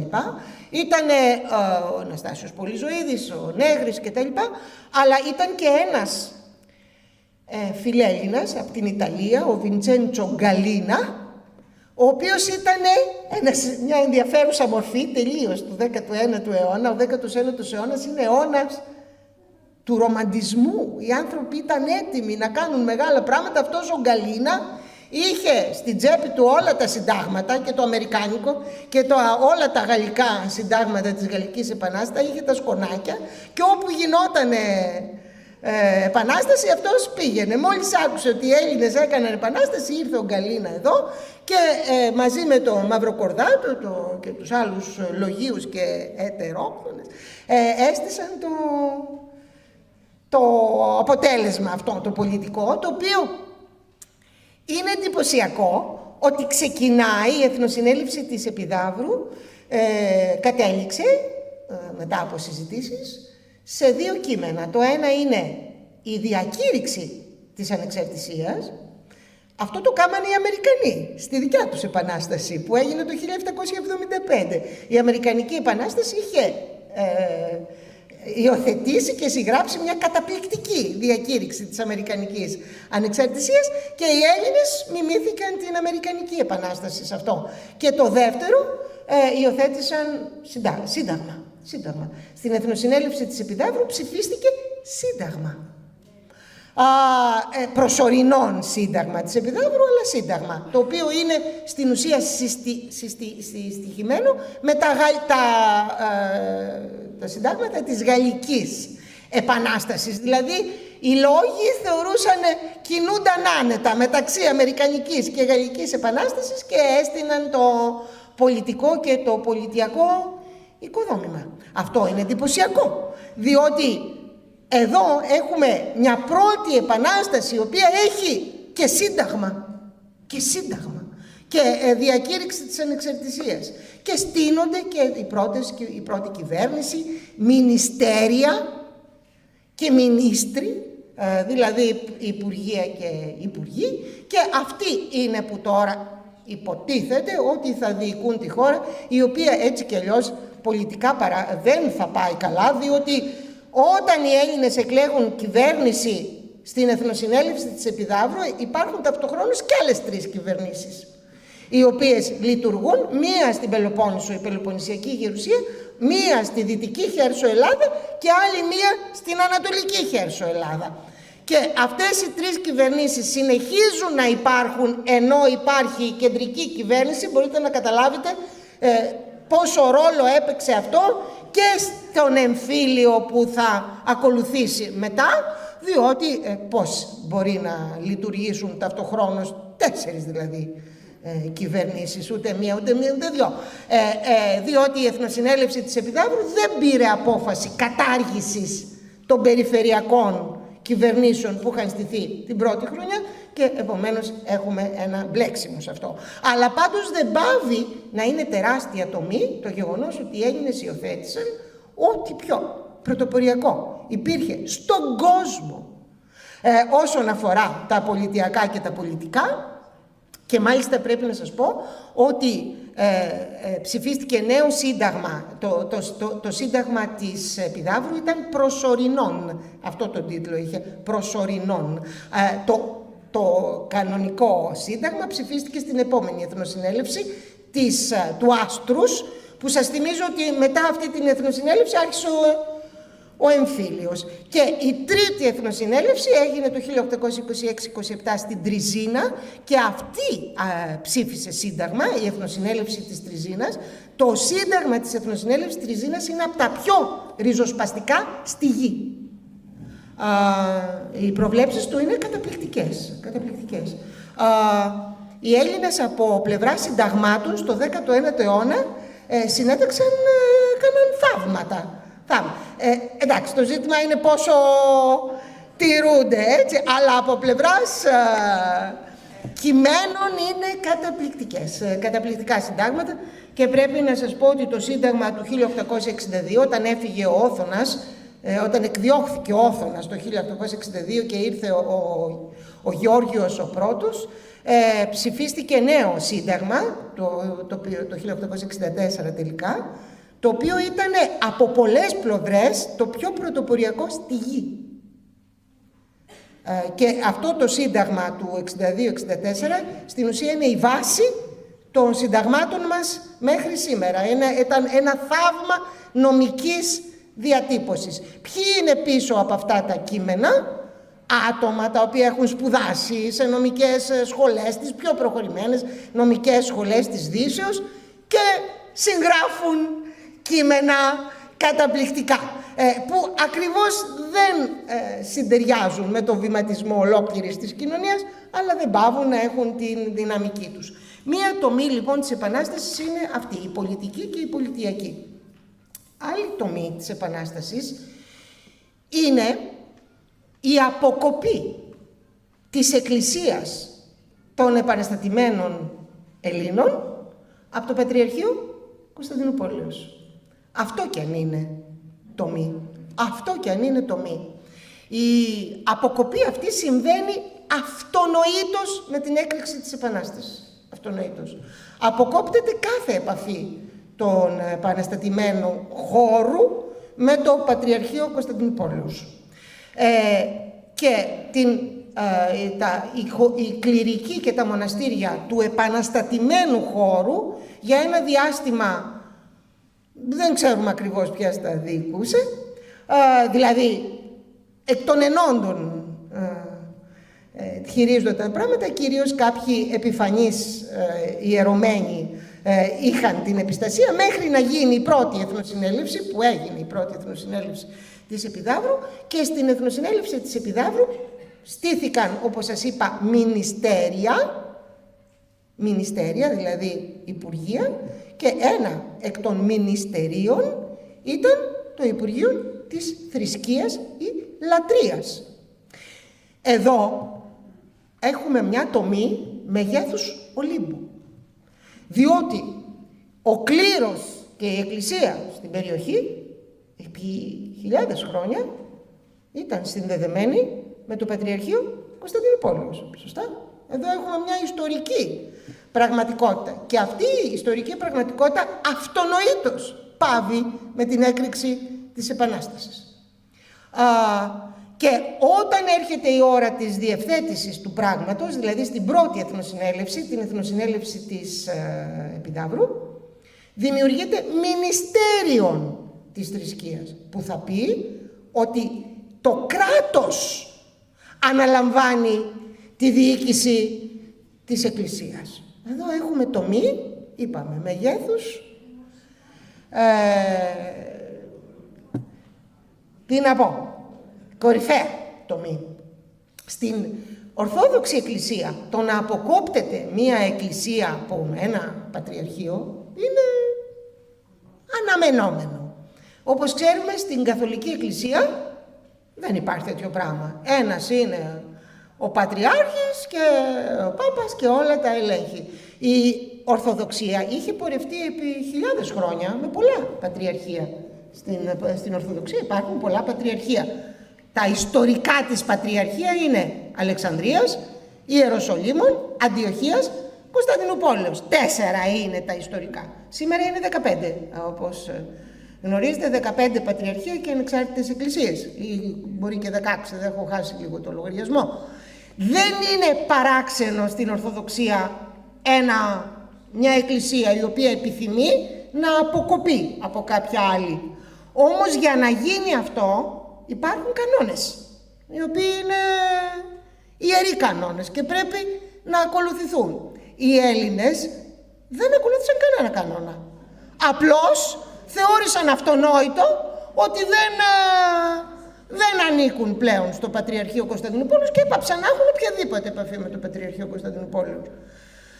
Άρα το Πατριαρχείο Κωνσταντινούπολεως θεωρεί, ξέρει τι γίνεται, αλλά θεωρεί ότι αφού δεν έχει γίνει η κίνηση που έπρεπε να γίνει και τα έγγραφα που έπρεπε να αποσταλούν, οι Έλληνες ανήκουν στο Πατριαρχείο, που οι Έλληνες δεν ανήκουν, αλλά ανήκουν. Αρχίζουν τώρα οι ιστορίες της τρέλας, διότι τώρα πλέον τους ιερωμένους και τα μοναστήρια τα ελέγχει το κράτος μέσω του μινιστερίου. Δεν είναι τυχαίο, μέχρι σήμερα έτσι το κράτος. Αυτό που συνέβη στην Επανάσταση είναι από τα πιο επαναστατικά πράγματα. Το να ελέγχεται η Εκκλησία από το κράτος. Και όπως ξέρετε, μέχρι σήμερα ελέγχεται η Εκκλησία από το κράτος. Η Εκκλησία ανήκει στο κράτος και στο Υπουργείο Εθνικής Παιδείας και δικαιωμάτων. Έτσι. Αυτό όλο στήθηκε με την έκρηξη της Επανάστασης του 1821 ατύπως. Στη δεύτερη εθνοσυνέλευση, την εθνοσυνέλευση του Άστρους, το Πατριαρχείο Κωνσταντινούπολης θέλει να ελέγξει πόσο το εννοούν οι Έλληνες ότι έχουν αποκοπεί. Και στέλνει μία επιστολή στην Εθνοσυνέλευση για να ενημερώσει την Εθνοσυνέλευση ότι διορίζει μητροπολίτες και επισκόπους αυτούς και αυτούς και αυτούς, τα ονόματα. Τι περίμενε το Πατριαρχείο? Την αντίδραση της κυβέρνησης και της Εθνοσυνέλευσης. Αν δέχονταν η Εθνοσυνέλευση και η κυβέρνηση αυτούς τους διορισμούς, θα πει έληξε το θέμα. Το Πατριαρχείο είναι εκεί και κάνει τη δουλειά του όπως και πριν. Αν δεν το δεχότανε το θέμα, η Εθνοσυνέλευση έλαβε την επιστολή από το Πατριαρχείο, την έκλεισε αμέσως, την έστειλε πίσω ως ανεπιθύμητη και επομένως το πράγμα παίρνει διαστάσεις. Είμαστε στην Εθνοσυνέλευση του Άστρους. Έρχεται η Εθνοσυνέλευση της Τριζίνας, δεν αλλάζει τίποτα. Την διοίκηση της Εκκλησίας την έχει πλέον το κράτος και υποτίθεται ότι η Εκκλησία έχει αποκοπεί από το Πατριαρχείο, που δεν έχει όμως αποκοπεί από το Πατριαρχείο, γιατί δεν έχουν γίνει οι κινήσεις οι οποίες πρέπει να γίνουν. Έρχεται ο Καποδίστριας, ο Καποδίστριας θα γνωρίζετε, ίσως ήταν πάρα πολύ θρησκευόμενος άνθρωπος. Πάρα πολύ θρησκευόμενος. Ο Άγιος Πυρίδωνας δεν είναι της Κέρκυρας? Μιλάμε για πολύ θρησκευόμενο. Ο Άγιος Πυρίδωνας ήταν συνεχώς στο μυαλό του Καποδίστρια, όμως ήταν και διπλωμάτης. Και όταν ανέλαβε τα πράγματα, το Πατριαρχείο Κωνσταντινούπολης έστειλε επιστολή στον Καποδίστρια, υποδεικνύοντάς του ότι το Πατριαρχείο είναι εδώ πάντα ως η μητέρα εκκλησία και να διευθετηθεί με διπλωματικό τρόπο, και ο Καποδίστριας απάντησε επίσης με διπλωματικό τρόπο Παναγιώτατοι πατέρες εν καιρό, εν ευθέτω χρόνο κτλ, διότι ο άνθρωπος αυτός αντιμετώπιζε όλα τα προβλήματα της γης, δεν ήθελε να βάλει ακόμη ένα πρόβλημα στο κεφάλι του που ήξερε ότι θα τεινάξει στον αέρα τα πράγματα, οπότε τα άφησε και αυτός κάτω από το χαλί να σέρνεται. Ήρθανε δολοφονείται ο Καποδίστριας, έρχεται η Αντιβασιλής και τώρα αρχίζει μια άλλη ιστορία, διότι πλέον μινίστρος είναι Βαβαρός. Έχει σημασία αυτό που σας λέω. Όπως ξέρετε, όταν ήρθαν οι Βαβαροί εδώ πέρα, ο Όθωνας ήταν μικρό παιδί και ο πατέρας του, ο Λουδοβίκος, έστειλε μαζί του ενόπλους, ένα σώμα ενόπλων για να σταματήσει ο εμφύλιος πόλεμος, γιατί μετά τη δολοφονία του Καποδίστρια είχαμε τον χειρότερο εμφύλιο πόλεμο, πολύ χειρότερο από τον εμφύλιο του 24-25, και δεύτερον για να οργανώσει το κράτος που ήρθε ο γιος του.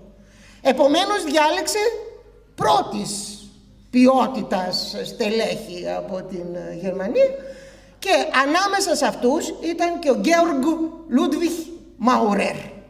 Ο Μάουρερ ήταν ο μεγαλύτερος νομικός της Γερμανίας και ένας από τους μεγαλύτερους νομικούς στον κόσμο, και ήταν γερμανικής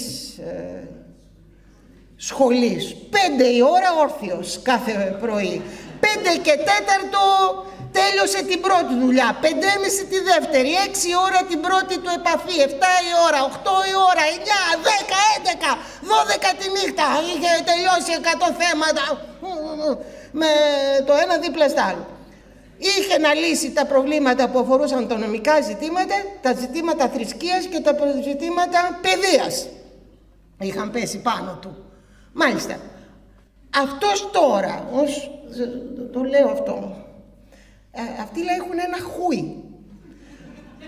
Όταν υπάρχει πρόβλημα, το λύνουμε. Ξέρετε, δηλαδή είναι ένα πράγμα παράξενο, μια παράξενη κατάσταση. Και δεν καταλαβαίνουν το άλλο. Λοιπόν, αυτός τώρα είναι Βαβαρός, δεν ξέρει τι γίνεται στην Ορθόδοξη Εκκλησία, χαμπάρι δεν έχει. αλλά τον βάλανε να λύσει τα ζητήματα της Ορθοδόξου Εκκλησία. Και ρωτάει, τι κάνετε ρε παλικάρια εσείς, τι είστε ακριβώς εδώ με την Εκκλησία, και παίρνει μια απάντηση του τύπου: ανήκουμε στο Πατριαρχείο που δεν ανήκουμε, γιατί... Και με συγχωρείτε, τι γίνεται εδώ πέρα, πρέπει να λυθεί αυτό το ζήτημα, ή ανήκουμε στο Πατριαρχείο ή δεν ανήκουμε, να το πάρουμε αυτό απόφαση. Και αρχίζει η τρέλα. Κύριοι, μέσα σε λίγο διάστημα από τώρα πρέπει να έχει λυθεί αυτό το ζήτημα.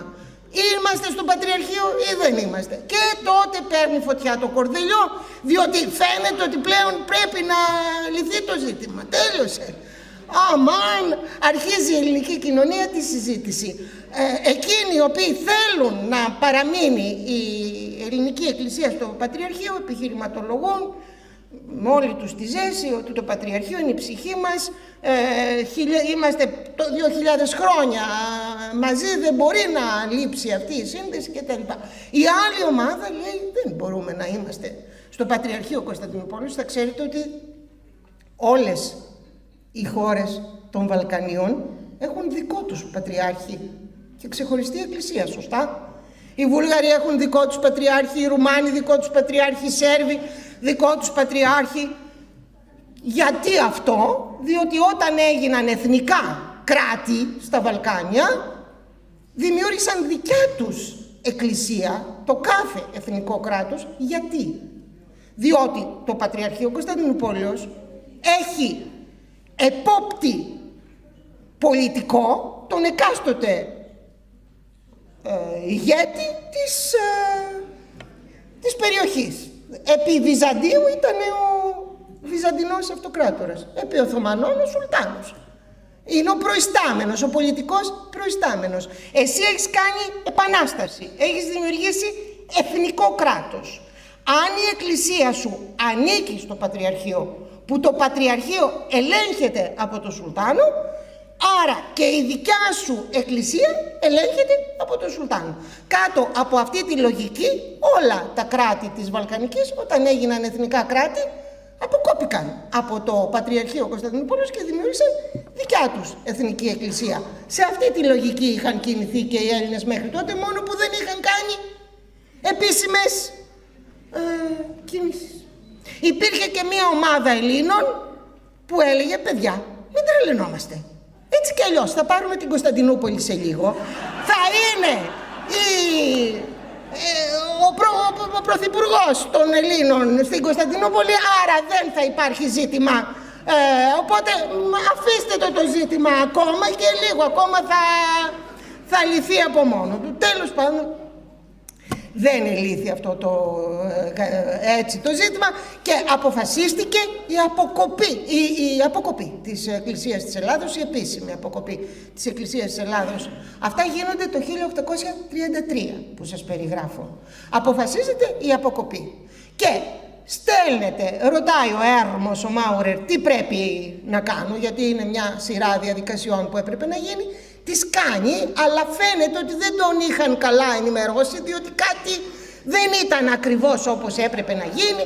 Το Πατριαρχείο Κωνσταντινούπολης είναι έξαλλο με τους Έλληνες, έτσι κι αλλιώς με τον τρόπο που το είχαν χειριστεί, και μεσολαβούν 17 χρόνια από το 1833 μέχρι το 1850 μεγάλων εντάσεων μεταξύ της Εκκλησίας της Ελλάδος και του Πατριαρχείου Κωνσταντινούπολης. Και όλα αυτά λήγουν το 1850, όταν πλέον με συγκεκριμένες προσπάθειες του Όθωνα και άλλων το Πατριαρχείο και η Ελληνική Εκκλησία βρίσκουν μια λύση και το Πατριαρχείο εκδίδει μια απόφαση που λέγεται Συνοδικός Τόμος του 1850, με τον οποίο συνοδικό τόμο δέχεται ότι η Ελληνική Εκκλησία είναι αυτοκέφαλη. Στην πραγματικότητα τι ξεκινάει με την Επανάσταση του 1921, ξεκινάει η δημιουργία της αυτοκεφάλου Εκκλησίας της Ελλάδος που έχουμε μέχρι τώρα. Έτσι το Πατριαρχείο Κωνσταντινούπολης το 1850 δέχεται την δημιουργία της αυτοκεφάλου Εκκλησίας της Ελλάδος και συμβιβάζονται τα δύο μέρη με μια διατύπωση η οποία λέει ότι η ελληνική εκκλησία είναι πλήρως ανεξάρτητη στα εσωτερικά της ζητήματα. Το Πατριαρχείο Κωνσταντινούπολης δεν επισέρχεται σε κανένα ζήτημα που αφορά την Εκκλησία της Ελλάδος. Ωστόσο η Εκκλησία της Ελλάδος δείχνει τον σεβασμό της πάντα στην μητέρα Εκκλησία και στις Κυριακές, στην λειτουργία της Κυριακής μνημονεύεται το όνομα του Πατριάρχη. Αυτή ήταν η ισορροπία που βρέθηκε. Πρέπει να σας πω στο σημείο αυτό ότι υπήρξαν και διάφορα ζητήματα που αφορούσαν το ποιος θα είναι η κεφαλή της Εκκλησίας της Ελλάδος. Για ένα ορισμένο διάστημα είχε κυριαρχήσει η σκέψη να είναι ο Ιησούς Χριστός. Όμως πρακτικά ήταν λίγο δύσκολο το πράγμα στις συνελεύσεις, στις ψηφοφορίες και τα λοιπά. Στη συνέχεια μετακινήθηκαν στο να είναι ο ίδιος ο βασιλεύς. Και τελικά κατέληξε να είναι ο εκάστοτε Μητροπολίτης Αθηνών, η κεφαλή της Εκκλησίας της Ελλάδος, όπως και είναι. Δηλαδή όλα αυτά τα ζητήματα, μέχρι να λυθεί το πρόβλημα της Εκκλησίας της Ελλάδος, χρειάστηκαν περίπου 30 χρόνια χοντρικά και το πράγμα κατέληξε και έκτοτε έτσι πορευόμαστε. Και αυτό ήταν μια μεγάλη τομή της Επανάστασης του 1821, διότι μετέφερε τον έλεγχο των εκκλησιαστικών πραγμάτων στο κράτος, όπως και συμβαίνει μέχρι σήμερα. Η τρίτη μεγάλη τομή είναι ο σύνδεσμος των Ελλήνων με τη Δύση, από όλες τις πλευρές. Με την Δύση, με τη Δυτική Ευρώπη. Αυτό και αν είναι τομή. Εδώ πραγματικά έχουμε μια τελείως έκτακτη κατάσταση. Πρέπει να σας πω ότι στην προηγούμενη επανάσταση που έγινε στα Βαλκάνια, δηλαδή την επανάσταση των Σέρβων, η χώρα η οποία ενεπλάκη άμεσα στο πλευρό των Σέρβων ήταν μία, η Ρωσία. Οι Σέρβοι ήταν συνεπείς, βρε παιδί μου, στην ρωσοφιλία που υπήρχε στα Βαλκάνια μέχρι τότε. Όμως στην ελληνική περίπτωση, όπως είπαμε, τα πολιτικά πράγματα στην ουσία, οι αποφάσεις ουσίας επί των πολιτικών και πολιτιακών θεμάτων ήταν στα χέρια ετεροχθόνων ατόμων, τα οποία είχαν έρθει ως λόγοι, ως επιχειρηματίες ή ως φαναριώτες και μετέχαν στην Επανάσταση του 1921. Και αυτοί ήταν αποφασισμένοι να τοποθετήσουν τους Έλληνες και την Ελλάδα στο πιο προχωρημένο τμήμα της γης. Δηλαδή, ποιο ήταν το πιο προχωρημένο τμήμα της γης? Η Δυτική Ευρώπη και τα παιδιά της, οι Ηνωμένες Πολιτείες Αμερικής δηλαδή, που θεωρούνταν το πιο πρωτοποριακή κοινωνία στον κόσμο, στην εποχή εκείνη μαζί με την Ολλανδική, και φυσικά η Αγγλία, η Γαλλία, η Γερμανία, αυτές οι χώρες ήταν οι πρωτοπόρες χώρες του κόσμου. Αυτές λοιπόν οι δυνάμεις ήταν αποφασισμένες σε αυτό το τομέα και αυτές, όπως σας είπα, εξ αρχής επέλεξαν πολιτικές και πολιτιακές λύσεις δυτικού τύπου από την πρώτη εθνοσυνέλευση. Όταν ξεκίνησε η Επανάσταση του 1821, στην Ευρώπη υπήρχε ένα μεγάλο φιλελληνικό κίνημα μεταξύ των ανθρώπων, αλλά καθόλου εκ μέρους των κυβερνήσεων. Οι κυβερνήσεις ήταν κάθετες εναντίον όχι μόνο της Ελληνικής Επαναστάσεως, αλλά και κάθε αναστάτωση στην Ευρώπη, διότι είχαν λήξει οι Ναπολεόντικοι πόλεμοι το 1815 και μετά την ήττα του Ναπολέοντα, επειδή ήταν τόσο μεγάλη η αναστάτωση στην Ευρώπη, είχαν συνέλθει οι νικητές του πολέμου στη Βιέννη, συνέδριο της Βιέννης, και αποφάσισαν ότι η Ευρώπη δεν πρέπει να ξαναζήσει τη φρίκη τόσο εκτεταμένου πολέμου και επομένως να μην ξαναγίνουν αναστατώσεις στην Ήπειρο αυτή. Μάλιστα. Έτσι ήταν εχθρικοί σε κάθε παρόμοια δράση και ήδη είχαν συντρίψει μια επανάσταση στην Ιταλία και στην Ισπανία. Οπότε όταν ήρθε η ώρα των Ελλήνων, οι κυβερνήσεις είναι εναντίον των Ελλήνων. Όμως στους κατοίκους, στους απλούς ανθρώπους των διαφόρων χωρών υπάρχει έντονο φιλελληνικό κίνημα. Και πολλοί φιλέλληνες έρχονται να μετάσχουν μαζί με τους Έλληνες, να πολεμήσουν μαζί με τους Έλληνες. Η περιοχή που είχε το ισχυρότερο φιλελληνικό κίνημα ήταν η Γερμανία με απόσταση και ιδιαίτερα η Βαβαρία. Και οι περισσότεροι από αυτούς που ήρθαν να πολεμήσουν με τους Έλληνες ήταν Γερμανοί, όπως Γερμανοί είναι και οι περισσότεροι που σκοτώθηκαν πολεμώντας δίπλα στους Έλληνες. Μαζί με τους Γερμανούς ήρθαν και Γάλλοι και Άγγλοι και Ιταλοί και Αμερικανοί και Σουηδοί και Πολωνοί και Ούγγροι και Πορτογάλοι και Ισπανοί. Δεν έχει ξαναγίνει στην παγκόσμια ιστορία τέτοια συγκέντρωση ατόμων από όλη τη γη για τη βοήθεια ενός λαού. Και αυτό γιατί οι Έλληνες ανακαλούσαν στο μυαλό όλων, έφερναν στη μνήμη το λαό όλων τους αρχαίους Έλληνες, που οι αρχαίοι Έλληνες ήταν θαυμαστοί και για την Δυτική Ευρώπη είναι οι πατέρες τους, οι πνευματικοί τους πατέρες. Οπότε τα όσα συνέβαιναν σε αυτή εδώ την περιοχή του κόσμου δεν υπάρχει τέρι σε όλη τη γη το πόσο συγκινούσαν ανθρώπους, και μάλιστα ανθρώπους υψηλής μόρφωσης, γιατί ποιος ξέρει τον Αριστοτέλη και τον Πλάτωνα και τον Θουκυδίδη και τα λοιπά, άτομα υψηλής μόρφωσης, άρα και κοινωνικά ισχυρά άτομα, τα οποία μπορούσαν να επηρεάσουν και τις κυβερνήσεις και τα λοιπά. Και έτσι το φιλελληνικό κίνημα είχε και αυτό, το μερπικό τους αυτό που λέμε τώρα, δηλαδή το ότι οι Έλληνες ήρθαν κοντύτερα με τη Δύση μέσω αυτού του κινήματος και μέσω των κάπου 1.000-1.500 ατόμων που πρέπει να ήρθαν και να πολέμησαν με τους Έλληνες στα πεδία των μαχών. Το 1823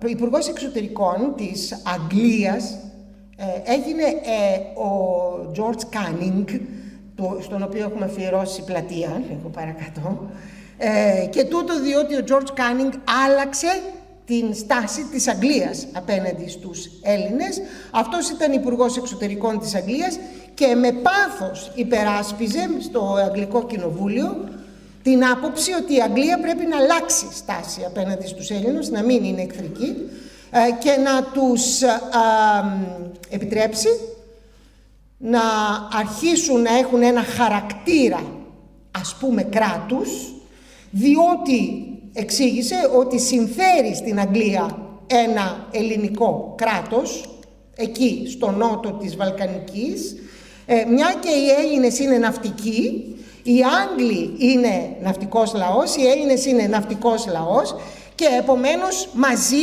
μπορούν να κάνουν θαύματα στην Ανατολική Μεσόγειο, αποτρέποντας την ενίσχυση της δύναμης της Ρωσίας, που ήταν το μεγάλο φόβητρο από βορρά. Σταδιακά οι υπόψεις του έγιναν δεκτές από το Βρετανικό Κοινοβούλιο και δόθηκε η εντολή στις αγγλικές αρχές της Επτανήσου, που ήταν υπό αγγλικό έλεγχο, να επιτρέπει την νιοψία στα ελληνικά καράβια. Ξέρετε τι είναι αυτό, δηλαδή να επιτρέπει στα ελληνικά καράβια να σταματούν άλλα καράβια, να μπαίνουν μέσα και να ψάχνουν μέσα στα πλοία να δουν αν υπάρχει κάτι που είναι εχθρικό για τους Έλληνες. Αυτό νιοψία μπορεί να κάνει μόνο ένα κρατικό φορέας, που έχει από πίσω του κράτος δηλαδή. Οι Έλληνες δεν είχαν κράτος, δεν υπήρχε τίποτα. Μια επανάσταση είχαν, δεν υπήρχε καμιά κρατική υπόσταση, διότι δεν είχε αναγνωριστεί από κανέναν μέχρι τότε η ύπαρξή τους. Οι ίδιοι είχαν δημιουργήσει κυβέρνηση, αλλά την κυβέρνηση αυτή δεν την αναγνώριζε κανένας. Ότι η Αγγλία δίνει το δικαίωμα νιοψίας στα ελληνικά πλοία σημαίνει ότι εμέσως αρχίζει η Αγγλία να δηλώνει ότι υπάρχει κάποιο τύπου κρατική υπόσταση σε αυτό το οποίο γίνεται εκεί πέρα. Και αυτό είναι το πρώτο βήμα το οποίο έχουν οι Έλληνες στα χέρια τους. Από την άλλη, οι Έλληνες επιθυμούν διακαώς δάνειο. Διακαώς δάνειο. Από την πρώτη εθνοσυνέλευση στέλνονται αντιπροσωπείες για να δοθεί δάνειο. Να βρούνε δανειοδότηση.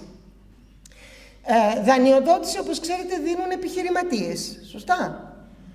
Τα δάνεια τα παίρνεις από τράπεζες, από επιχειρηματίες. Οι Έλληνες από την πρώτη εθνοσυνέλευση, μάλιστα έστειλαν τον παλαιόν πατρόν Γερμανό, μαζί με τον Λουριώτη και άλλους, στο Λιβόρνο για να βρουν δανειοδότηση. Στέλνονται άτομα στην Ελβετία, στην Γερμανία να βρουν δανειοδότηση και κανένας επιχειρηματίας δεν δέχεται να δώσει δάνειο. Κανένας, διότι δάνειο δίνεις σε κάποιον που υπάρχει, σωστά. Έχει σημασία αυτό που σας λέω. Δάνειο δίνεις σε κάποιον που υπάρχει νομικά. Όταν θελήσετε εσείς και εγώ να πάρουμε δάνειο από μία τράπεζα, το πρώτο που θα σου ζητήσει η τράπεζα είναι όλα τα νομικά χαρτιά που αποδεικνύουν ότι εσύ είσαι αυτός που λες που είσαι και να υπάκι των χαρτιών για να σου δώσει μια τράπεζα οποιοδήποτε δάνειο, σωστά. Πρέπει να υπάρχεις νομικά. Οι Έλληνες δεν υπάρχουν νομικά και ζητούν δάνειο. Οι επιχειρηματίες δεν θα δώσουν δάνειο σε κάποιον που δεν υπάρχει και δεν δίνουν δάνειο σε κάποιον που δεν υπάρχει. Και τότε είναι που οι Έλληνες ζητούν από το κομιτάτο, το ελληνικό κομιτάτο του Λονδίνου. Το ελληνικό κομιτάτο του Λονδίνου είναι ο πιο ισχυρός φορέας φιλελληνισμού στην Αγγλία, και τα μέλη του κομιτάτου ήταν ο Λόρδος Βύρονας, μιλάμε για λόρδους. Τα μέλη του κομιτάτου έχουν τελειώσει το Ήτον, το Οξφόρδη, το Κέιμπριτζ, το Εδιμβούργο κτλ. Ξέρουν απ' έξω τον Όμηρο και φυσικά είναι η στελέχη της κοινωνικής ζωής που θα πει ότι είναι κοντά στην κυβέρνηση και μπορούν να πιέζουν. Και ζητούν βοηθήστε τους, θέλουν δάνειο, βοηθήστε τους να πάρουν δάνειο κτλ. Τελικά ένας επιχειρηματίας του City, ένας επιχειρηματικός οίκος του City δίνει δάνειο στους Έλληνες. Λέμε δάνειο της Αγγλίας. Δεν το έδωσε η Αγγλία το δάνειο. Ένας επιχειρηματίας του City τα έδωσε. Ο οίκος Ρικάρντο έδωσε το δάνειο, που ήταν επιχειρηματίας. Τώρα, γιατί το έδωσε? Προφανώς γιατί, κοιτάξτε να δείτε, για να δώσει δάνειο αυτός ο επιχειρηματίας σε κάτι που δεν υπάρχει, θα πει ότι αυτός θα έκανε εξωτερική πολιτική μόνος του, σωστά. Δηλαδή, δίνοντας δάνειο στους Έλληνες, ήταν σαν να κάνει μόνος του εξωτερική πολιτική. Δεν υπάρχει περίπτωση να έκανε μόνος του εξωτερική πολιτική. Το Foreign Office του έδωσε το πράσινο φως για να δώσει το δάνειο, που θα πει ότι εμέσως η Αγγλία ως κυβέρνηση δέχθηκε ότι υπάρχει κάτι σαν κράτος, ενώ δεν υπάρχει κράτος, δηλαδή νομικά δεν υπάρχει κράτος. Αυτός ο οίκος δίνει το δάνειο στους Έλληνες και επειδή δεν υπάρχουν ακριβώς ως κράτος, είναι βέβαιο ότι οι όροι του δανείου θα είναι ασύλληπτα δεινή και αρνητική για τα πράγματα, όπως και συνέβη. Το δάνειο, δηλαδή όταν έφτασε το ποσό σε σχέση με το υπογραφέν, ήταν πάρα πολύ μικρότερο, διότι δεν θα ήταν εύκολο να μην είναι μικρότερο, και έτσι έγιναν τα πράγματα. Ήρθε το πρώτο δάνειο, αυτό που λέμε το πρώτο δάνειο της Αγγλίας. Αυτό ζητήθηκε το 1823 και έγινε δεκτό το 23, αλλά τα χρήματα έφτασαν το 24. Τα ποσά άρχισαν να έρχονται το 24. Όταν άρχισαν να έρχονται τα ποσά το 24, η Ελλάδα είχε δύο κυβερνήσεις. Μία στο Κρανίδι και μία στην Τρίπολη. Η κυβέρνηση της Τρυπόλεως θεωρείται η κυβέρνηση των ανταρτών, των αντιπατριωτών κτλ. Και η κυβέρνηση του Κρανιδίου θεωρείται η νόμιμη κυβέρνηση. Επομένως τα χρήματα, οι Άγγλοι δεν ήξεραν όταν δώσαν το δάνειο ότι οι Έλληνες όταν θα φτάσουν τα χρήματα θα είναι σε διάσταση. Αυτό που ξέρουν είναι ότι τα χρήματα πρέπει να πάνε στην κυβέρνηση. Η κυβέρνηση θεωρείται η κυβέρνηση του Κρανιδίου. Έτσι τα χρήματα πηγαίνουν στην κυβέρνηση του Κρανιδίου. Η κυβέρνηση του Κρανιδίου παίρνει τα χρήματα στην κάψα του εμφυλίου πολέμου και με αυτά τα χρήματα μπορεί να μισθοδοτήσει τους Ρουμελιώτες για να μπουν μέσα στην Πελοπόννησο, να την διαλύσουν και να τελειώσει ο εμφύλιος πόλεμος. Επομένως, όταν έρχονται τα χρήματα του πρώτου δανείου, ένα μεγάλο κομμάτι των χρημάτων αυτών χρησιμοποιείται για τη λήξη του εμφυλίου πολέμου. Στο καλοκαίρι του 1825, όλα αυτά γίνονται το 24. Αρχές του 25 τελειώνει ο εμφύλιος, μπαίνει ο Ιμπραήμ. Σωστά, είναι μαζί πάει. Το πράγμα αρχίζει να ξαναριμάζεται η Πελοπόννησος και να μοιάζει ότι το πράγμα πάει σε πολύ κακή εξέλιξη. Καλοκαίρι του 1825 γίνεται μία κίνηση. Μία κίνηση η οποία γίνεται εκ περιστροφής.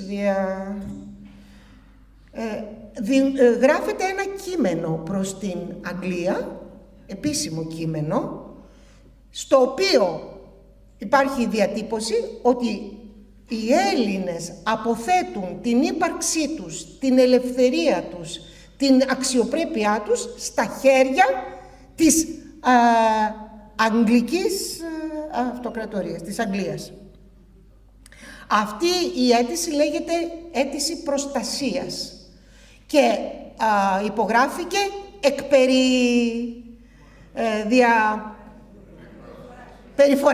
διαπεριφοράς από τα μεγάλα στελέχη της ελληνικής κοινωνίας. Δεν ήταν απόφαση Εθνοσυνέλευσης, αλλά αν δει κανείς το πρώτο όνομα είναι Θεόδωρος Κολοκοτρώνης, το δεύτερο είναι Ανδρέας Μιαούλης και ο γιος του Ανδρέα Μιαούλη παίρνει την αίτηση αυτή, αφού έχει υπογραφεί από πολλούς επωνύμους, και με πλοίο πηγαίνει στον Τάμεση, φτάνει στο Λονδίνο, πηγαίνει στο Foreign Office, το πρωτοκολλεί.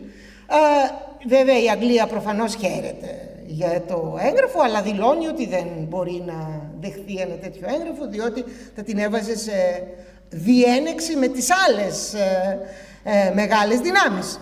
Αυτό, η αίτηση προστασίας, υπογράφεται το καλοκαίρι του 1825 και φέρνει αναταραχή στην ελληνική πολιτική ζωή, διότι ναι, μεν υπέγραψαν πολύ σημαντικοί άνθρωποι, αλλά άλλοι δεν υπέγραψαν. Και αυτοί που δεν υπέγραψαν, άλλοι έλεγαν γιατί να κάνουμε την αίτηση προστασίας προς την Αγγλία, να την κάναμε προς τη Ρωσία. Άλλοι λένε γιατί την κάναμε προς την Αγγλία, να την κάναμε προς τη Γαλλία. Άλλοι λένε γιατί να το κάνουμε προς μία δύναμη, να το κάναμε και προς τις τρεις μαζί. Και άλλοι λέγαν να μην την κάναμε σε κανέναν. Όμως είχε γίνει αυτή η αίτηση προστασίας και έβαλε φωτιά στο κορδελιό και αυτή, που σήμαινε ότι οι Έλληνες συνδέονται ακόμη περισσότερο με την Αγγλία μέσω αυτής της αίτησης προστασίας. Έχει δε ενδιαφέρον ότι το 1825 αναζητούν ξανά δάνεια οι Έλληνες και πάλι τα επιδιώκουν να είναι από το City, δηλαδή από την Αγγλία.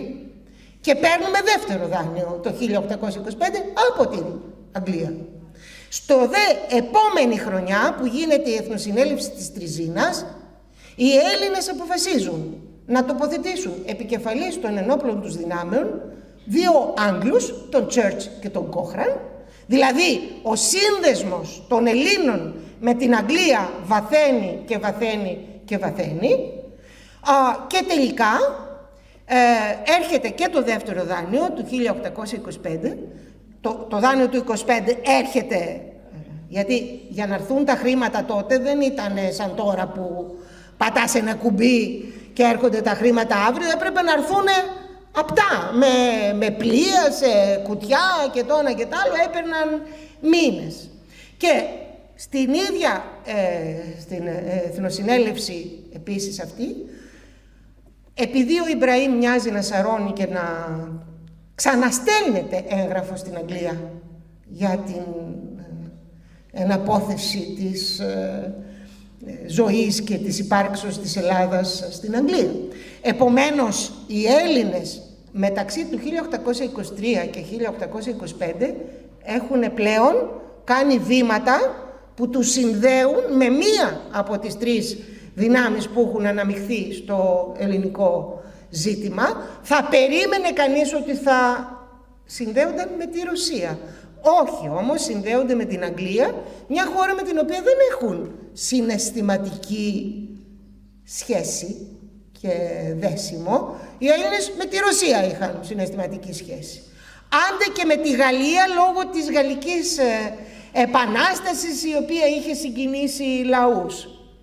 Με την Αγγλία δεν είχαν μεγάλη σχέση. Όμως η Αγγλία ήταν δίπλα τους στα Επτάνησα, ήταν η πιο κοντινή από όλες και φυσικά ήταν και η μεγαλύτερη δύναμη στη γη.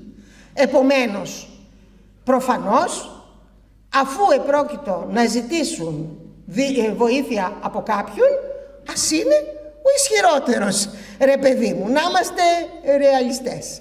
Και έτσι η Αγγλία έγινε η χώρα με την οποία συνδέθηκε πιο πολύ στα πολιτικά και πολιτιακά πράγματα η Ελλάδα, και δεν είναι τυχαίο ότι και στους δύο παγκοσμίους πολέμους συνετάγει με την αγγλική πλευρά μέχρι πρόσφατα. Και στον εμφύλιό μας πόλεμο του 1945 ήρθε η Αγγλία να πάρει μέρος στην μάχη των Αθηνών και μετά παρέδωσε τα ηνία του ελέγχου της Ανατολικής Μεσογείου, επειδή πλέον δεν ήταν η μεγάλη δύναμη του παρελθόντος, στο παράρτημά της στην άλλη άκρη του Ατλαντικού, στις Ηνωμένες Πολιτείες Αμερικής, οι οποίες έκτοτε έχουν την ευθύνη της Ανατολικής Μεσογείου, ευθύνη εντός εισαγωγικών.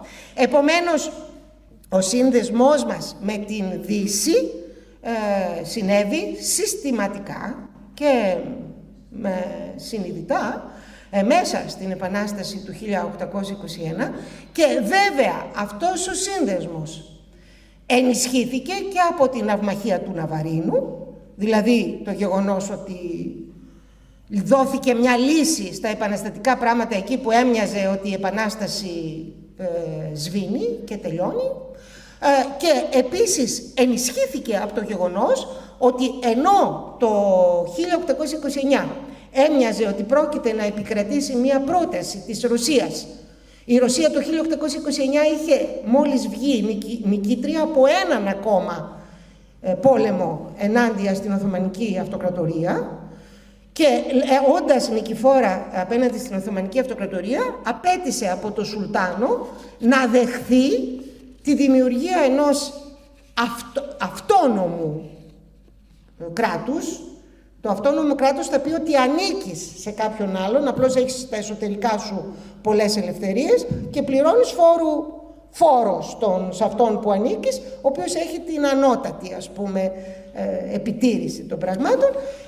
Η Ρωσία προτείνει στον Σουλτάνο, ήταν η καλύτερη λύση μέχρι τότε, να γίνει μια χώρα, Ελλάδα, η οποία να είναι αυτόνομη, με σύνορα την γραμμή της Λαμίας, που μέχρι τότε έμοιαζε ότι θα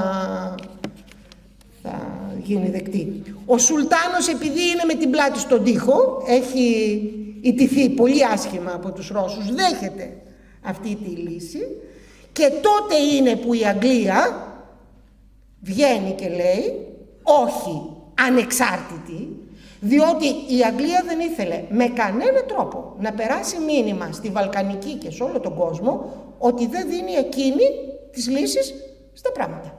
Στη Βαλκανική έπρεπε να περάσει το μήνυμα ότι μία είναι η χώρα που λύνει τα ζητήματα, η Αγγλία, και δεν ήθελε καθόλου να υπάρχει η αίσθηση ότι η Ρωσία μπορεί να είναι η χώρα η οποία δίνει λύσεις στα προβλήματα. Και προκειμένου να υπονομευθεί το κύρος της Ρωσίας, η Αγγλία είπε όχι, ανεξάρτητη. Και έτσι γίναμε ανεξάρτητη και έγινε η πρώτη ανεξάρτητη χώρα που προέκυπτε από την Οθωμανική Αυτοκρατορία. Και μόνο αυτά τα τρία και μόνο αυτές τις τρεις τομές αν ανακαλέσουμε, καταλαβαίνουμε ότι πράγματι αυτή η επανάσταση ήταν επανάσταση. Δηλαδή άλλαξε το σκηνικό, δεν λέω καλός ή κακός, άλλαξε το σκηνικό, άρδιν που υπήρχε πριν και πορευόταν πλέον σε μια άλλη πορεία. Πολιτική, πολιτιακή, εκκλησιαστική και φυσικά και ιδεολογική. Γιατί το να συνταχθείς με τη Δυτική Ευρώπη σημαίνει και ιδεολογικές συντεταγμένες. Δεν είναι μόνο πολιτικές και πολιτιακές. Επομένως, αυτή η επανάσταση αξίζει την συζήτηση που θα ανοίξει και ανοίγει. Είναι μια σοβαρή εναρκτήρια στιγμή του κόσμου που ζούμε σήμερα και των συντεταγμένων που ζούμε σήμερα. Καλός ή κακός, όρημα ή ανώρημα, είμαστε 200 χρόνια σε αυτή την πορεία και μακάρι να πορευόμαστε με όσο το δυνατόν μεγαλύτερη σοφροσύνη και αίσθηση των πραγμάτων, ούτως ώστε να βοηθηθούμε και στο μέλλον σε λύσεις ακόμα καλύτερες. Μακάρι να είμαστε πιο σοφοί. Σας ευχαριστώ πάρα πολύ. Γεια σας.